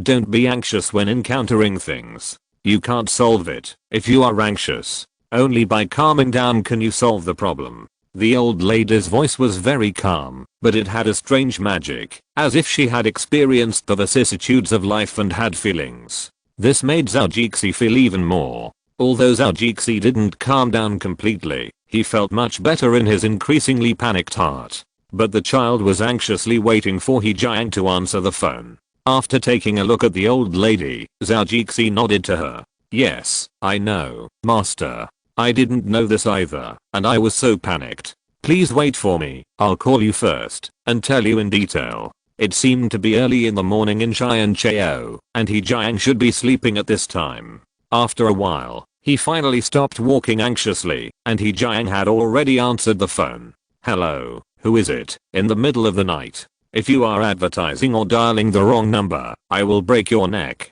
He Jiang's unhappy voice rang quickly, not giving Zhao Jixi a chance to react. Brother He, it's me, Jizi. Zhao Jixi said hurriedly. It turned out to be Jizi. Look at me sleeping. My head is a little groggy. Don't blame me for what I just said casually. I'll treat you when I come back. He Jiang still said very generously, not minding that it was Zhao Jixi who called him in the middle of the night. I'm sorry to bother you, brother He. I'll invite you and the other brothers to have a meal first when we get back. Although Zhao Jixi was a little anxious, he still exchanged a few words. Whatever, we are all brothers, why should we be so particular? I'll treat you when we get back, and I'm being polite to you. But brother, what's the matter with you calling me now? Although Zhao Jixi was a little anxious, he still listened to the old lady and calmed down first. After a while, he said to He Jiang, brother He, I have a woman in your city, Sister Yu, you know her, right? Yes, I know her. He Jiang also nodded and said, well, it will be like this. Zhao Jixi first said some of his own guesses and then started to talk about the key points. When I called her today, I felt that her mental state seemed a little abnormal.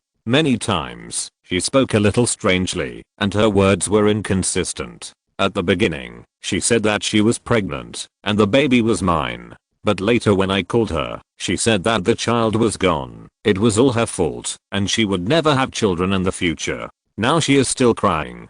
I asked her for a long time and she couldn't say a word. Now she can't say a word at all. Zhao Jixi said a few words and roughly explained the matter. When listening to what he said, He Jiang actually had a hunch, and he was getting dressed at this time. Well, I know. I'll go over and see what's going on. Don't worry, I also know her home address, and it's not very far from here. It only takes about 10 or 20 minutes to drive there. Fast update pure text chapter 334, miscarriage. It's Jeezy. Look at me sleeping. My mind is a little groggy. Don't blame me for what I just said casually. I'll treat you when I come back. He Jiang still said very generously, not minding that it was Zhao Jixi who called him in the middle of the night. Please visit the latest free chapters of this book. I'm sorry to bother you, brother he. I'll treat you and the brothers to a meal when I get back. Although Zhao Jixi was a little anxious, he still exchanged a few words first. Whatever, we are all brothers, why should we be so particular? I'll treat you when I get back, and I'm being polite to you. But brother, what's the matter with you calling me now? Although Zhao Jixi was a little anxious, he still listened to the old lady's words and calmed down first. After a while, he said to He Jiang, it's like this, brother he, don't I have a woman in your city? It's sister Yu, you know her too. Yes, I know her. He Jiang also nodded and said, then, this is what happened. Zhao Jixi first said some of his own guesses and then began to talk about the key points. When I called today, I felt that his mental state seemed a little abnormal. Many times, he spoke a little strangely and his words were inconsistent. At the beginning, he said that she was pregnant and the baby was mine. But later when I called, she said that the child was gone. It was all her fault and she would never have children in the future. Now she is still crying. I asked her for a long time and she couldn't say a word. Now she can't say a word at all. When listening to him, He Jiang actually had a premonition and was getting dressed at this time. Well, I know. I'll go over and see what's going on. Don't worry, I also know her home address. It's not very far from here. I can drive there in 10 or 20 minutes. In He Jiang's room, the woman who had been awakened by his actions was now looking at him talking. After listening to 1 or 2 sentences, she could hear it. He was going out, and he was going to a woman's house, and it was a single crying woman. Is this the prelude to a bloody plot? If I don't go with them, I'll be in trouble if something unexpected happens. The woman figured it out quickly, but she was a smart person. Of course, she couldn't say that she should be careful about this man and that woman, or something bad might happen. Isn't this a clear sign that she doesn't trust him, and this object seems to be his brother's woman?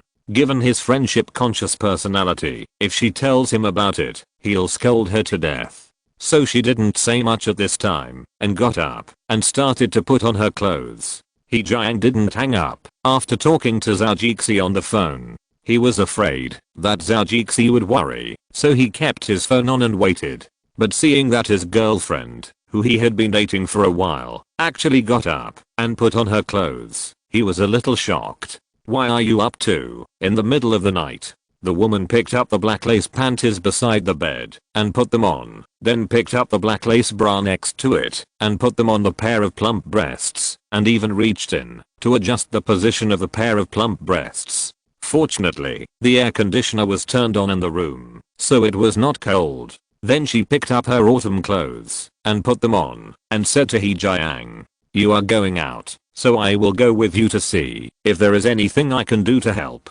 Besides, your girlfriend is a woman, so if there is anything inconvenient, I can help a little bit. He Jiang looked at the beautiful things that were put away with a little greed and quickly drove away some unnecessary thoughts. He was very satisfied that his girlfriend could be so considerate, so he nodded and said, well, it's good for you to go. You are both women, and some things will be more convenient later, and women can talk to her more easily. Okay, let's go quickly. Don't wait until we get there and something goes wrong. The woman urged He Jiang twice. Yeah. He Jiang also nodded in agreement. You are really hardworking, and you can't sleep well in the middle of the night. He Jiang was the one driving the car, and the woman was sitting next to him.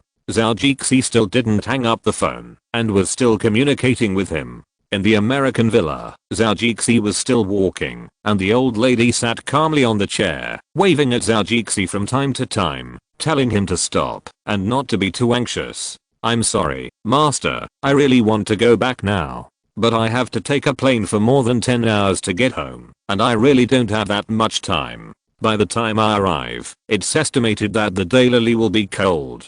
Don't think about the child for now. It's only been a few months, and even a complete embryo has not been formed. Jess, you should think more open-mindedly. In fact, this is really lucky. At least compared to becoming a human, this is more straightforward, and can be accepted a little bit. The old lady said.